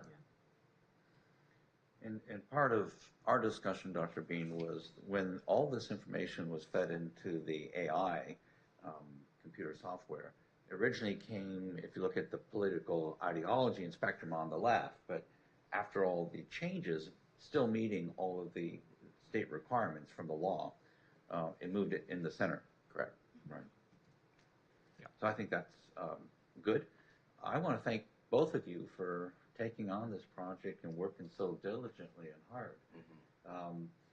May I ask a question about the state payment mandates? How is that going to affect this? Well, right now it's a unfunded mandate, usually, which means that you don't have to do it because there's no money. However, the legislators are trying to find money for the June revise or the June final budget. Right. Our approach to this is we take a very conservative approach, means we already should there actually be funding to make this happen. Okay. So that's why we have this ready, and it's for this board to determine whether we use this curriculum or not. Question regarding the business aspect. Obviously, this is something that we spent money to do. We've done this very proactively. If a school district, wherever it is, wants this curriculum, is there a charge for that? No, we this is a public domain, right? And UC Doorways, so anybody can access that. Where the money, where for districts, where they have to pour resources into it is or scheduling the master schedule, right? Embed ethnic studies curriculum, and that could cost districts in different ways. But the curriculum itself is available to the public. I see. And the traditional route of obtaining curriculum, is that as purchased from a private entity? Is that right? If they purchase from a private entity, yeah, sure. Okay, So what we will be offering is free of any royalty or any fees. Correct. Which in times of tough budgets should be wonderful. People should welcome our new curriculum. There you go. Well stated, Trustee Markey. Okay, very good. I like the idea of including him. in there. I think that's an I was excellent- surprised to hear that, by the way. Yeah, no, I think that's excellent. And, thank you to Wenyan Wu, who was a major part of reviewing our initial program and the packet and the information. And I think she's added substantively to the discussion. And thank you for integrating her suggestions. I look forward to seeing the final product. That'll be nice. Okay, any other questions by my board members? Barring none, thank you, Jonathan. When do we see the final product? So it'll be ready by June 18th meeting, correct? Thank you, Jonathan. Thank you, Trish. Appreciate it. Okay, so moving on with our agenda, we've already done item 22 earlier. The next two should be fairly easy. Number 23, the the Association of California County Boards of Education has asked me to appoint someone from our board to that association. That is the new association for the state of California for county boards. And so this is a board action item, and I will be the first to volunteer. I know that Trustee Barkey is already overwhelmed and is shaking her head no, but I will. I will nominate you, Dr. Williams, as the representative. I think you will make an excellent representative. Oh, they won't like me there, but I'll do my best. I think it's great, and I think that George should be your alternate, should you not attend. Okay, so we have a motion for myself to be the Association of I California second County that Boards. entirely. Okay, we have a second. Tim, do you have any comments before we go on the vote? I had assumed we would be appointing Lisa, but since she's not here, but no, I'm happy to support you, Ken. Okay, very good. And I'll take that as a compliment. I love it. Okay, so we have a motion and a second. It is a roll call. Trustee Valdez? Yes. Trustee Barkey? Absolutely. Trustee Williams? Yes. Trustee Shaw? Yes. Trustee Sparks absent. Okay, motion passes 4-0. Moving on to item number 24. This is the resolution to support access to speech and debate education. The young man who is a constituent in my district was here at the last meeting. He asked me to put this on. It's a resolution to support speech and debate in education. And he gave me a baseline template and just a little bit of changes here and there, but pretty much it's I think a reasonable resolution to support access to speech and debate. I will make a motion to adopt that resolution or something very similar to support speech and debate. Okay, so we have a motion. Well, because I put it on, can I? Oh, will you allow please. me Oh, to make the formal Please. motion? Okay, so I'll make the formal motion and a second by Trustee Barkey. Is that appropriate? Yes, Very good. Okay, absolutely. so we have a motion and a second. Any discussion? Okay, barring none, this is a roll call vote. Trustee Valdez? Yes. Trustee Barkey? Yes. Trustee Williams? Yes. Trustee Shaw? And Trustee Yes. Sparks absent. Okay, the item passes 4-0. Moving on with our next agenda item, this is communication. And I'm going to ask Mr. Rowland and Renee to assist me in this issue. This is regarding the Irvine International Academy. We had a notice of concern. Is Araceli, are you here? We have 3 comments. We have 3 We comments? actually have 4. Oh, There's 4. one coming right Oh, now. okay, so we have Did 4. you want So- to do those first, or did you want to do? Okay, yeah. Okay, let's do those All right, we first. can get started. We have Lily on first, and then we have Valerie on deck. Abigail following her.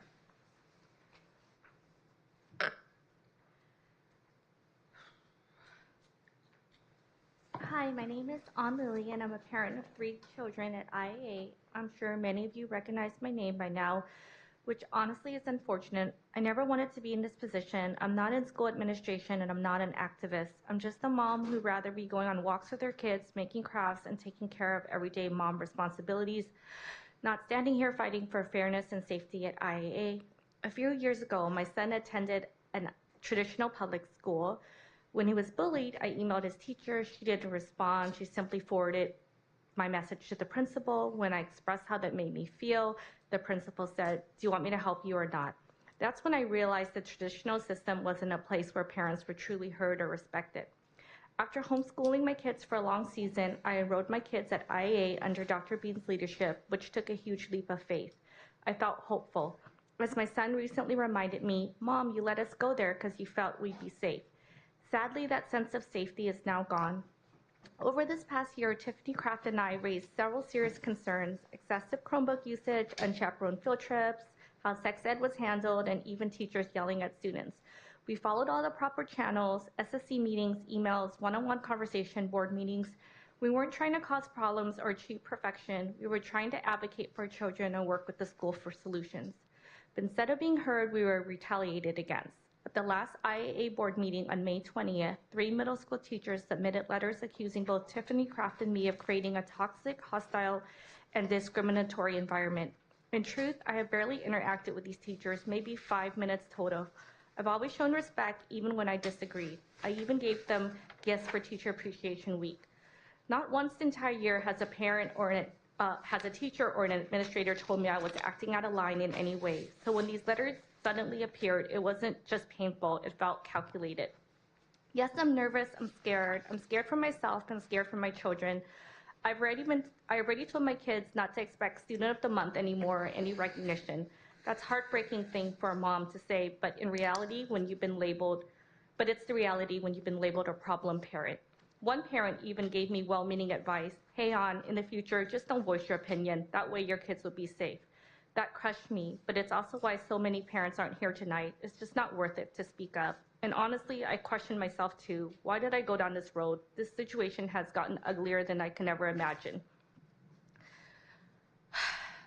This is no longer just about a disagreement. It's about fear, retaliation, and silencing parent voices.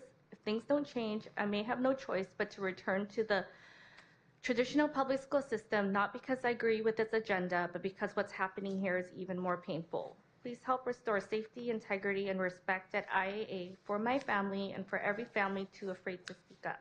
Thank you for your time. Thank you, Ann. Next is Valerie, and following Valerie will be Abigail, and then Marion.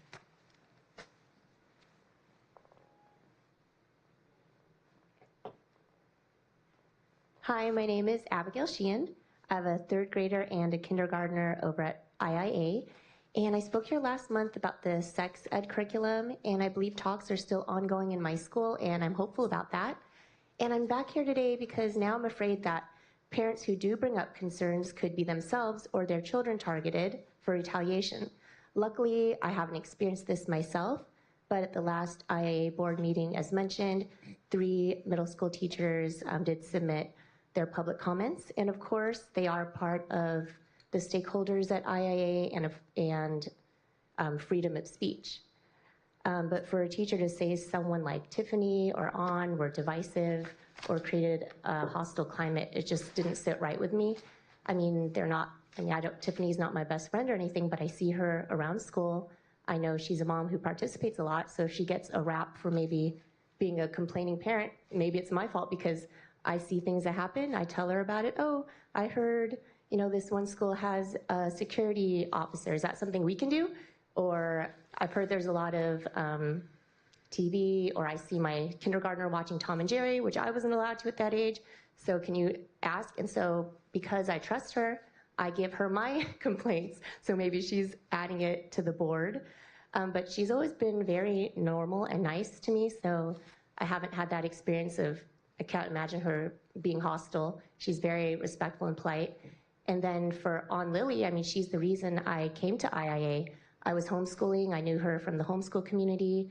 I wasn't able to homeschool, and so she told me, "Oh, I'm at this great charter school. You should go check it out." So I went on a tour. I was also accepted in the lottery to a Montessori program within IUSD, and that looked like a great program too. But I talked to Ann, and she really trusted the school. She really liked it. She really loved Dr. Bean. And then I also tried to meet with this other IUSD school, and they didn't have time for me, so I just felt like a number. So I trusted my mom instinct, and I went to IIA. And so we've had a great experience. I just want and hope that that experience will continue to be better. I hope we can rebuild trust. And I do give a grace period for a year with the new administration, 4 executive directors in 4 years, that maybe this year was just very disorganized. And I'm hoping moving forward, we'll have a much better experience. And my kids, they do love it at that school. So I want it to continue to really be great. Thank you. Thank you.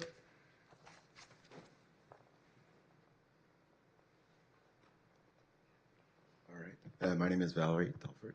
I was hoping to listen to the comments first before I do my comments, but I'll just make one small comment. I was part of the meeting at the IAA when the 3 teachers made the comment, and I was a little bit shocked that the teacher made such a comment with the 2 ladies there. I think what they were doing was really kind of for the benefit of the school, the betterment of the school for the kids.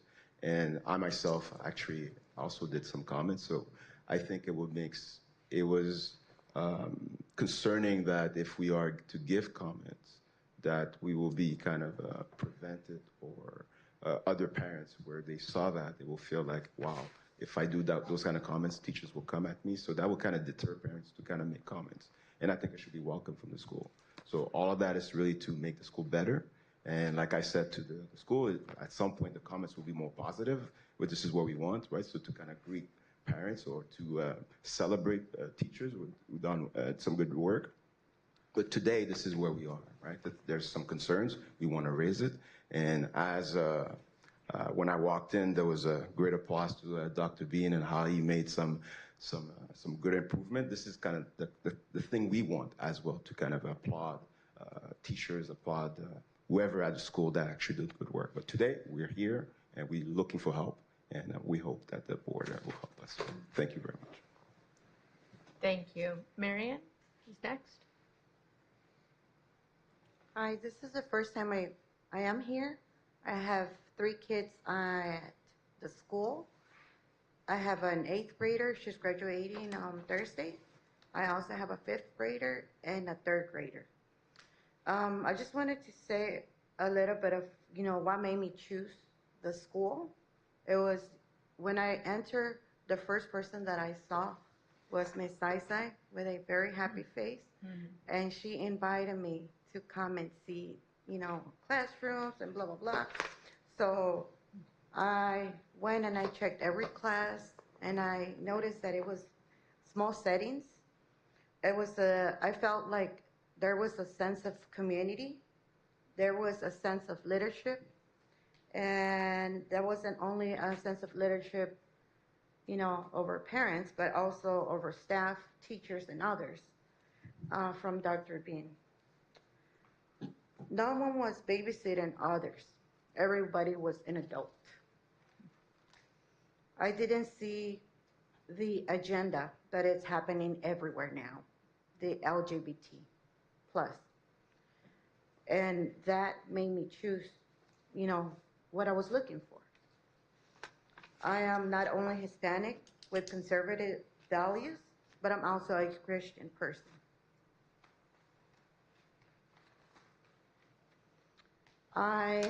After seeing or reading some text messages on the parent application, I started, seeing that there was a lot of LGBT, and other stuff that were not appropriate for children. So I took my time out of my very busy schedule to go see what was the portfolio about. And what I noticed was a lot of stuff that was talking about sexual positions between men on men, woman on woman. And I didn't think that was appropriate for them. It was very explicit to the point that I thought it was almost like pornographic.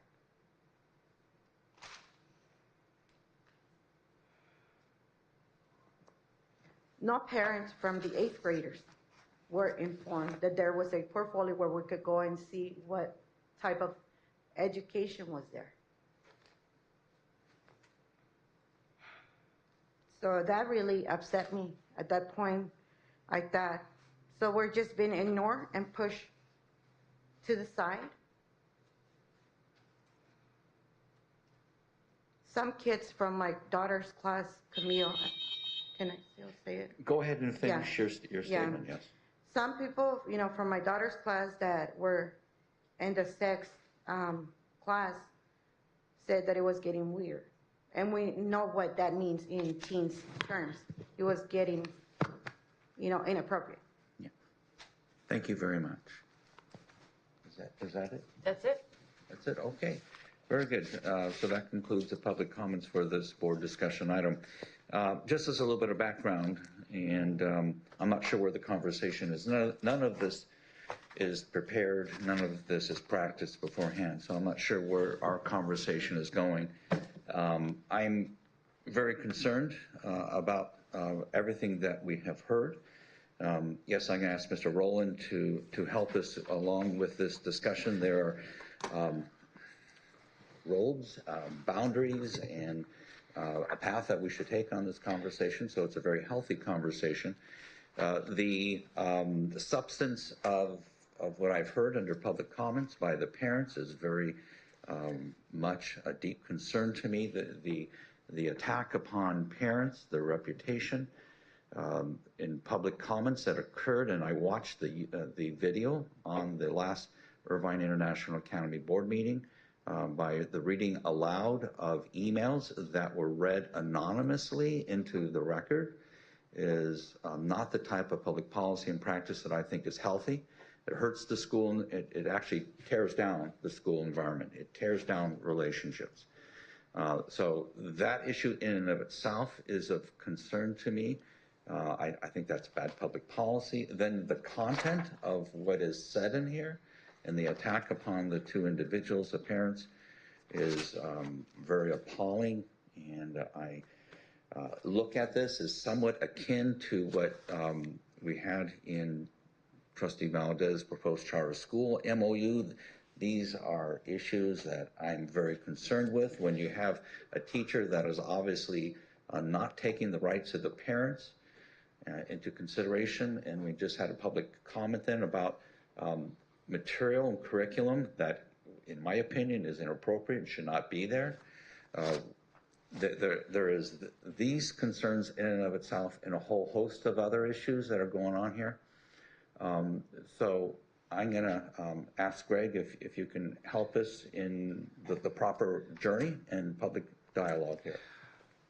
Let me see if I can frame this issue a little bit. First of all, the board should know that we have spent several hours on this issue at the upper levels of this organization. We have devoted the resources of our charter school unit, which is the preeminent charter school unit in the state of California. We have involved Dr. Bean, and we have scoured the parents' emails, because one of the tenets of Dr. Bean's administration is that parents need to be heard. So these things are being taken very seriously. It is a mix of administration, governance, ideology, and oversight.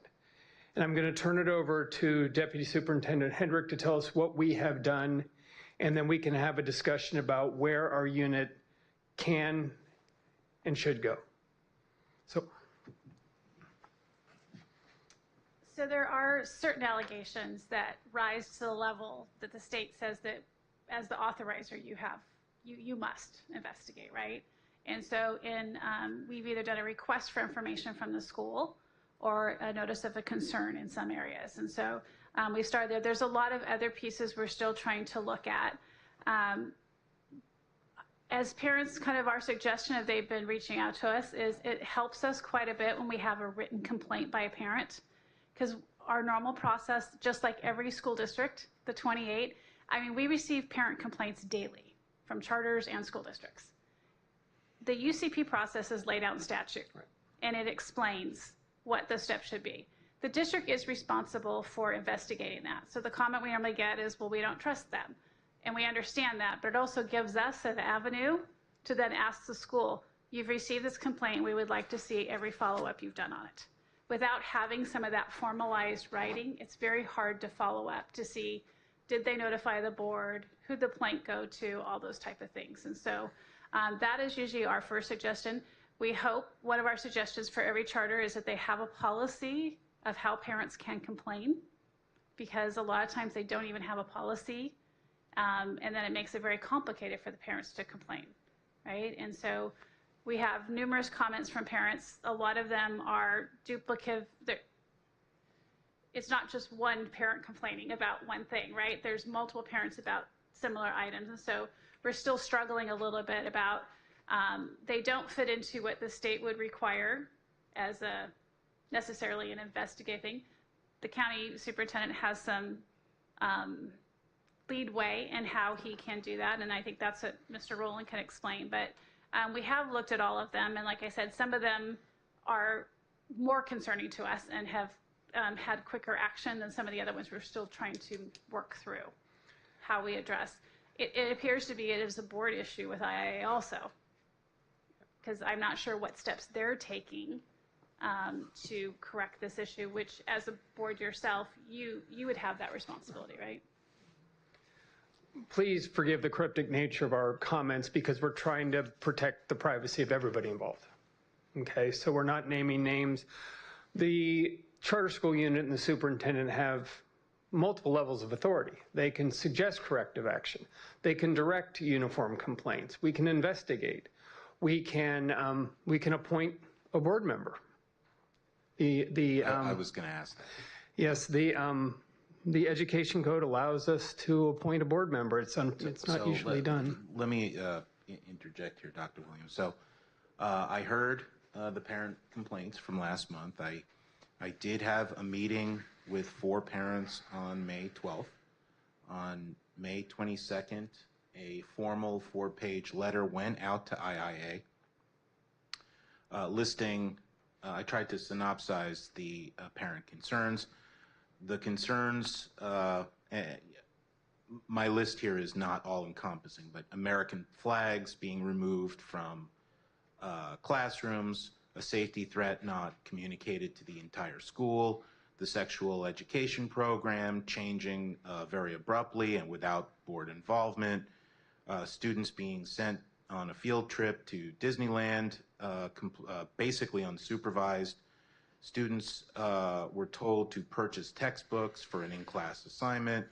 Students repeatedly being left unsupervised to roam their Chromebooks and the internet, a harmful restructuring of 5th grade, and an allegation that the needs of special needs students were not met during this time period. That's extremely alarming to me.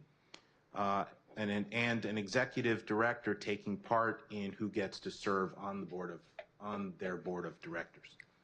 So a formal letter did go out. I have not received a response. If I do not receive a response, I will be putting this on the board, to the IIA board. You need to start listening. I will be putting this on the agenda for next month. I don't have to be nice in my questions, and sometimes I am not. You should see some of my prior interactions up here. I do not give one-year grace periods. I expect some action by the IIA board immediately. And one final message to them, and this is sort of a systemic problem that I see, and with all due respect to many of the educators in this room, so I'm eliminating you guys from that because I don't see it with you guys, with all of you. But generally speaking, I see people in the education community with a very elitist attitude towards parents, with the belief that they know better. You do not know better than the parents of the kids at your school. They are the ones who lead the school, not vice versa. You are answering to them. That is why, for example, I am here. I serve 400,000, kids in Orange County, or whatever number that is. I do not tell them what to do. I start listening first. So it is a systemic problem that's coming out in this school. And I did ask Mr. Rowland earlier today whether this board has the authority to actually place a board member on the IIA board as a condition of their renewal. And what are your legal thoughts on that, Mr. Rowland? 47604 of the Education Code allows boards to appoint to charter boards, authorizers to appoint to charter boards. We haven't weighed the pros and cons. It's, again, unusual, but these are unusual times. So to the IIA board, you are risking my vote to place a board member on your board. And finally, as I've mentioned before, the Education Code does not define a sound educational program. That means the 5 of us get to define it. I do not have to vote for a renewal of this school if you do not change course. I said something very similar to another charter school, I'd say about a year ago, and they were, I believe they are now terminated, and they are no longer in existence. I'm not sure about that. So you should heed my comments, because I'm serious. Thank you. Eric? Hard words to follow. Yeah, I just want to thank the parents for coming here. As a parent, I do sympathize. I have a lot of empathy for you. I'm sorry for what you're going through. I'm a big believer in school choice and charter schools because they offer options for parents like you to have a place where your child is safe, and I'm so sorry that you don't feel that way. And I know that this board and that our staff, we do have an incredible staff here, an incredible superintendent, and I know they'll do everything in their power to make sure that things are right. Whatever right is, I know there's a lot of things going on here at once, but I'm very confident in this team that they'll address the issues that need to be addressed. And I'm sorry that you have to spend your afternoon here telling us about this. Tim? I wanted to make sure I understood this. We get to appoint someone to the IIA board that's one of the 5 of us, or just a person to that board? It's better that they're a person. Yeah. Are we talking about one of the 5 of us on the Orange County Board of Education? No, sir. Okay, someone outside of the 5 of us. Got it. Is that it, Tim? Do you have any other comments? No, I've been reading the emails as well as we've gotten them, listened intently to the comments that have been made. And, you know, I know they're concerning to me as they are to all of us. And I appreciate those who came today. You know, we're looking at you on a screen here, and behind you sits the Jefferson Memorial. I don't know if you've ever seen the Jefferson Memorial, but one of the sayings by Thomas Jefferson, and hopefully I can say it right, is where he says, "I swear upon the altar of the Almighty God, eternal hostility against all forms of tyranny, against the thoughts and minds of citizens." I think this is a type of tyranny. I think it's a type of micro-tyranny of a few individuals that have deviated from a high standard and quality of education under the previous executive director, our good Dr. Bean. There's a long history, and for the record, this board originally did not approve the Irvine International Academy when Dr. Scott came to us about 5 years ago. It was not approved in Irvine. It came to us. The language was weak. We told them the structure of the language to strengthen it and come back next year. They went through the process. The language of the charter was vastly improved. Again, quite predictably, it was not approved by Irvine Unified School District. It came to us and we approved it. The school had a rough start.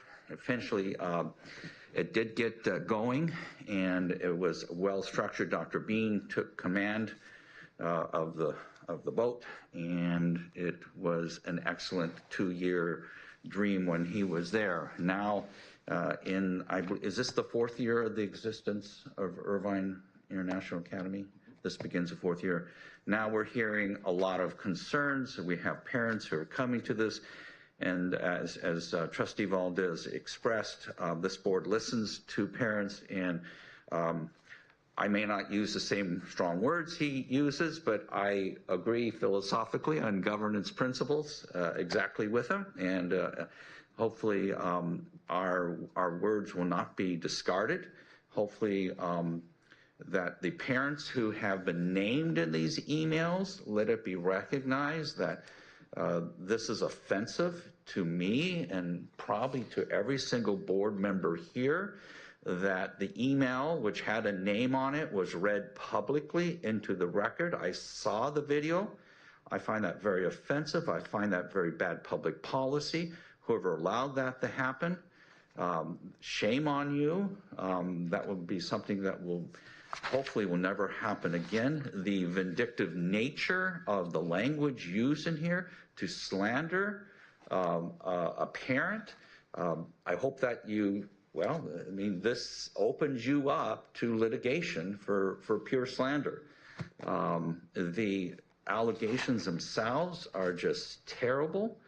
And I think, George, this is why we need your MOU, to be quite honest with you, because of things here where I see a major change in curriculum. The original curriculum, I believe, was the HEART curriculum that you chose, Dr. Bean, and to my knowledge, that curriculum met all state standards. Now parents are being lied to. The fact that parents are being named here and maligned with this type of language is very, very upsetting.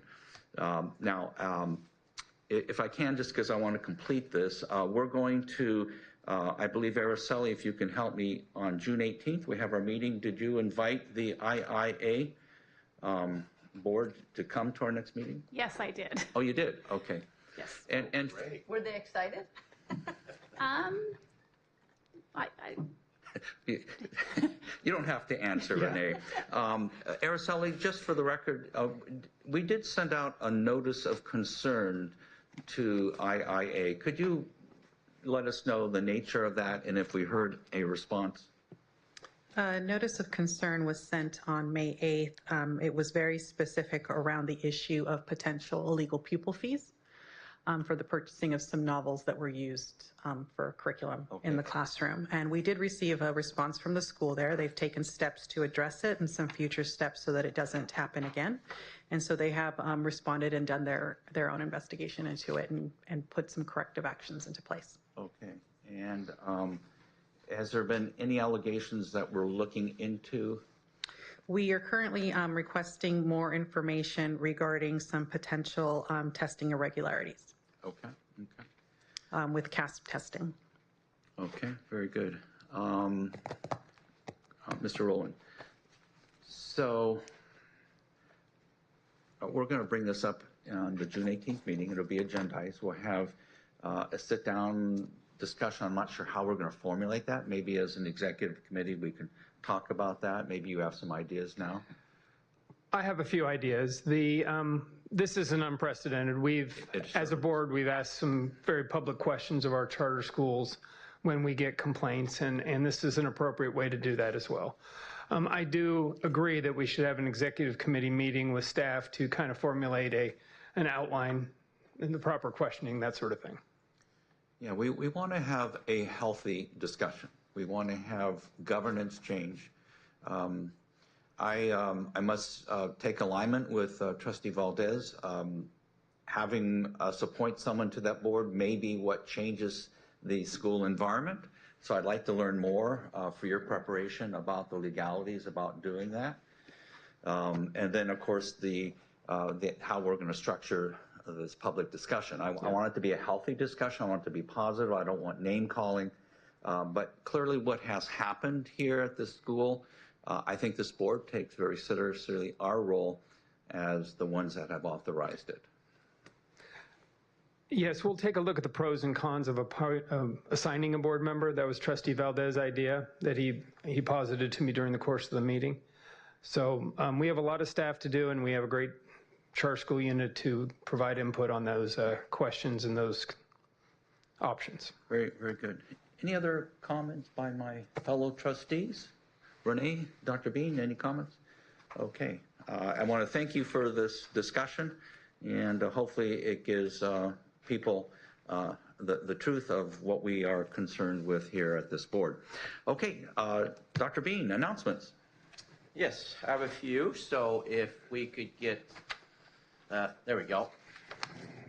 All right, so just as a reminder, I'd like to use this time as an opportunity to debrief what we're doing and give you an update of our 531 strategic plan.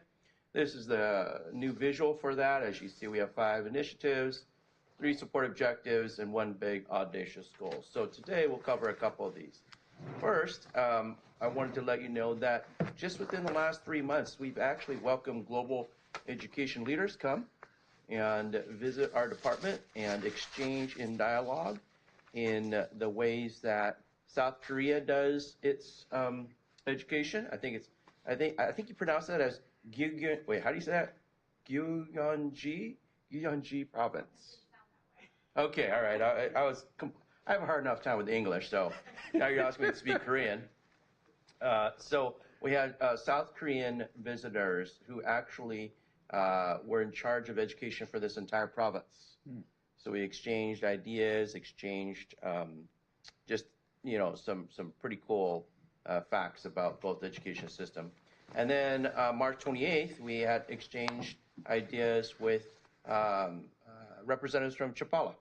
So we had the mayor of Chapala come, along with some other of his staff and educators. So really great meetings. We hope to continue having dialogue and discourse with other global educational leaders, given that internationally there's some really good educational systems. All right. I also want to give you some quick update on some celebrations. As you know, Superintendent Thurman came in, I believe it's Friday, to award 44 schools here in Orange County for California Distinguished Schools. That's pretty remarkable. And here are some of them. Some of the districts as well: Anaheim, Brea, Capistrano, Fullerton, Garden Grove had lots of different elementary schools. So if you ever have an opportunity to see Gabriella Maffei, Dr. Maffei, you can congratulate her. She had lots of schools receive that.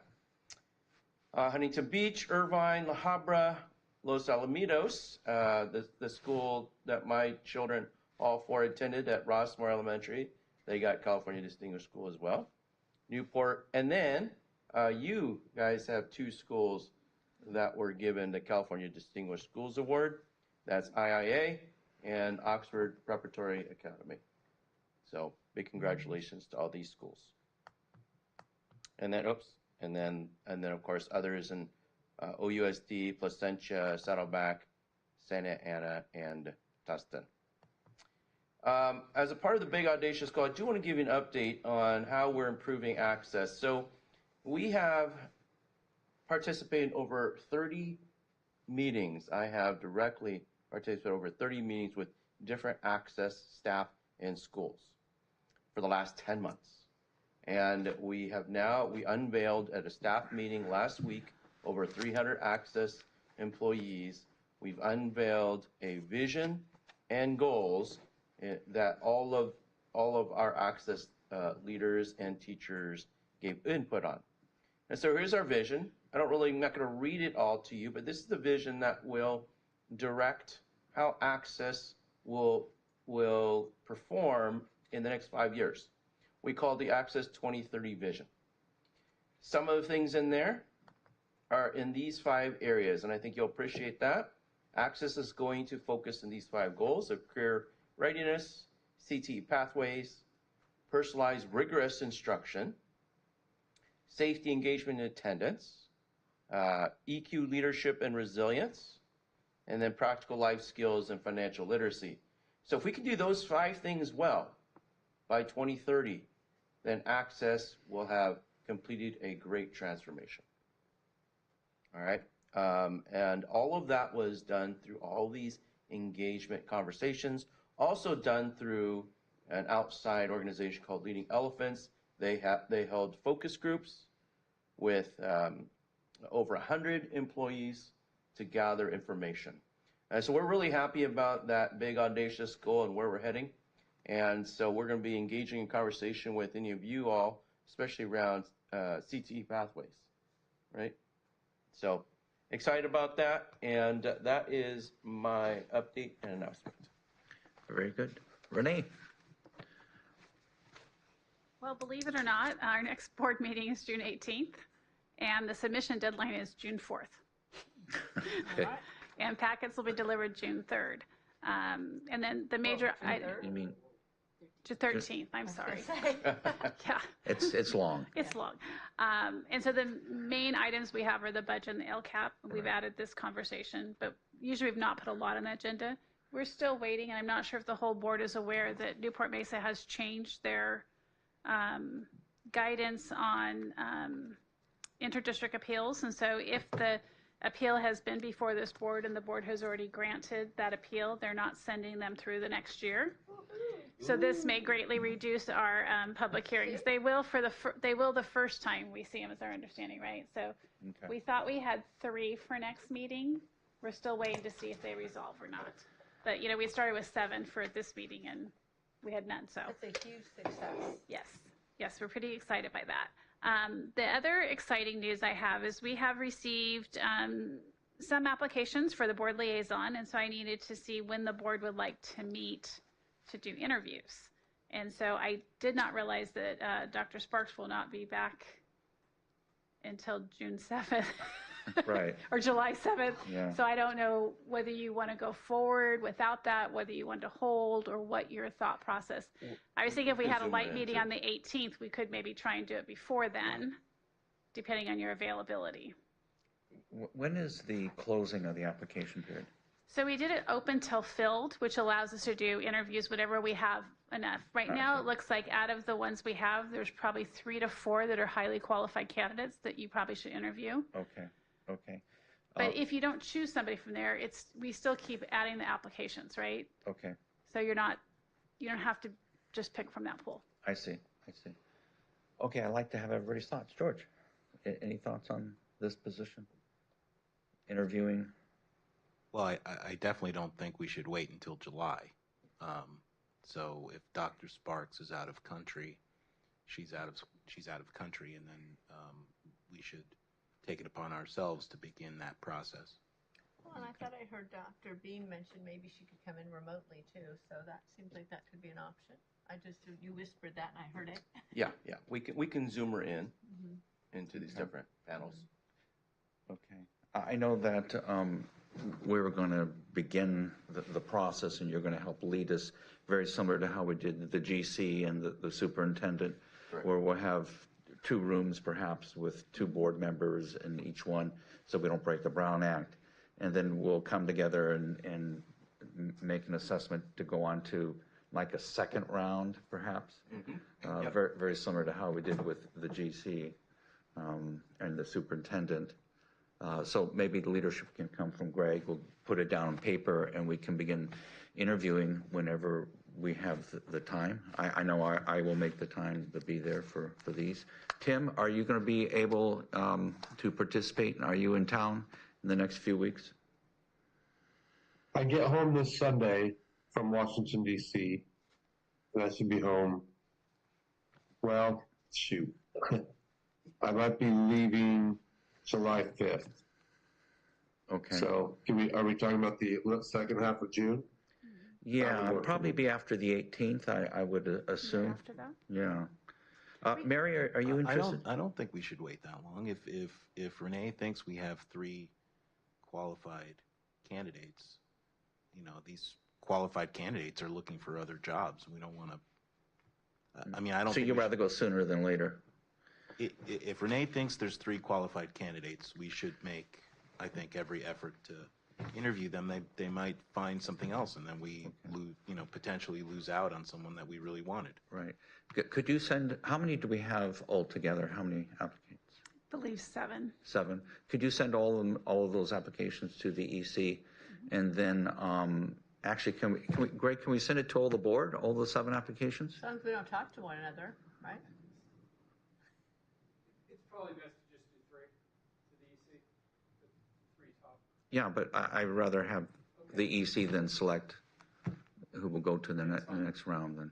Okay. If you send them to me, I'd rather just see the top 3. Okay. Well, I just don't want to be the ones who are the top 3. I mean, how do you define I'm okay that? just seeing the top 3 as well. Should we just all see the top 3? Well, why?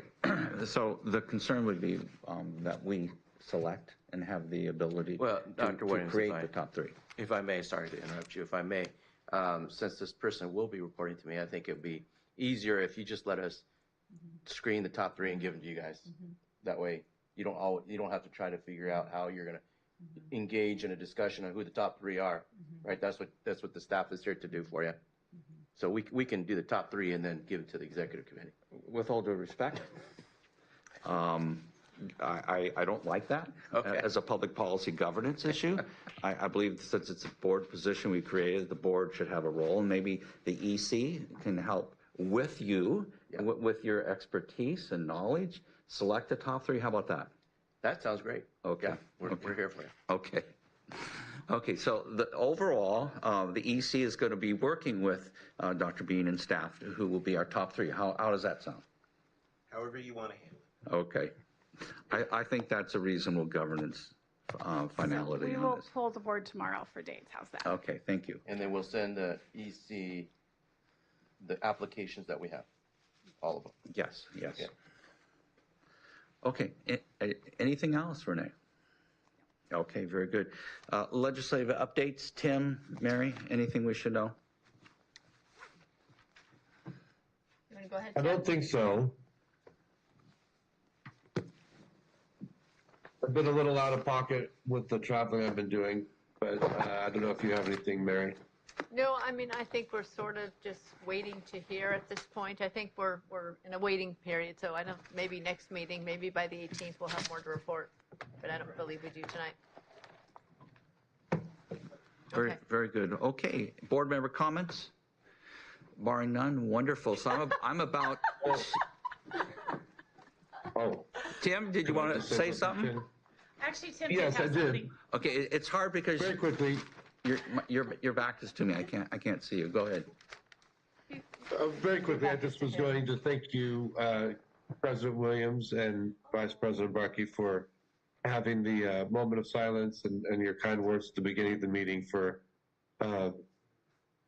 the attacks we've had here in the United States. And, you know, I guess I was looking at a map. I mean, that Jewish museum here is just probably a 15-minute walk from where I'm at right now in Washington, D.C. And, you know, you hear about these things and see them in the news, but I guess I always thought, well, thank goodness it's not happening in the United States. But even that's now changing. So I wanted to thank the folks. I was able to attend the graduations at Fullerton High School, Sunny Hills High School, and Buena Park High School last week, which was a lot of fun. And I wanted to thank the folks there for allowing me to participate in the ceremony. And one thing I was going to share, a personal moment here. Here we go. So on Saturday, this last Saturday, I took my oldest son, Luke, up to Annapolis. Well, we were in Maryland, and I was handing him off to the United States Naval Academy. He's spending a week there right now. It's a program for kids who are between their junior and senior year of high school. They get to spend a week at the Naval Academy. So Luke applied for this and was accepted. And we had a few hours Saturday morning before I had to hand him off to the Naval Academy. So we went over to Fort McHenry there in just outside of Baltimore, of course, where the Star Spangled Banner was written. And I guess, you know, when you're there and seeing it with your own eyes, it just takes on a whole new, you know, kind of meaning to you. So right behind us there, me and Luke, is the bay, you know, the Chesapeake Bay, and the British ships were just parked out there. And I kind of learned, you know, more details about this than I had known before. So I guess the British cannons could shoot 2 miles. The American cannons could shoot 1.5 miles. So the ships got about 2 miles out where the Americans couldn't reach them, and they were able to just bombard, you know, the fort all night. And, you know, Francis Scott Key was out there just thinking there's no way anyone could survive what they just went through. So that's why in the morning when through the fog, he is able to he's still looking for the clouds, you know, and fog, what flag was above the fort. And when he saw the Stars and Stripes, that's when he penned, of course, the words that are to our national anthem. So as it's not, it's very cool. And when you just see how the Fort McHenry is actually really small. I don't know what I expected. I thought it was something bigger, but this is basically a bunch of guns on the beach there with a few buildings behind it there. But they did have the big flagpole right in the middle, indicating it was American. So that's us with the fort with the water behind us. And I think I sent another one. Do we have that one? I think we didn't get that I have one with the flag behind us. So the one cool thing they have at the visitor center is they kind of show a little film of going over the history and everything. And as the film's ending, they start playing the national anthem, and the film kind of is showing the Fort McHenry with the flag. And then, halfway through the song, the screen actually goes up, and then you see in real life Fort McHenry and the flag, so it kind of becomes real life to you. So it was very well done and really neat. So I just wanted to share that briefly. Thank you. That's awesome. Some great memories being made there. And congratulations to your son. What an awesome program to be accepted to. Yeah. Tim, since you're in Washington, D.C., I don't know if you've ever visited the Holocaust Museum there. It's probably one of the finest museums that I've ever been through. Very meaningful. You will not come out with dry eyes. Okay, motion for adjournment. So moved. Okay, we are adjourned. It is now 5:15 for those who made a wager. No matter what, that meeting was ended.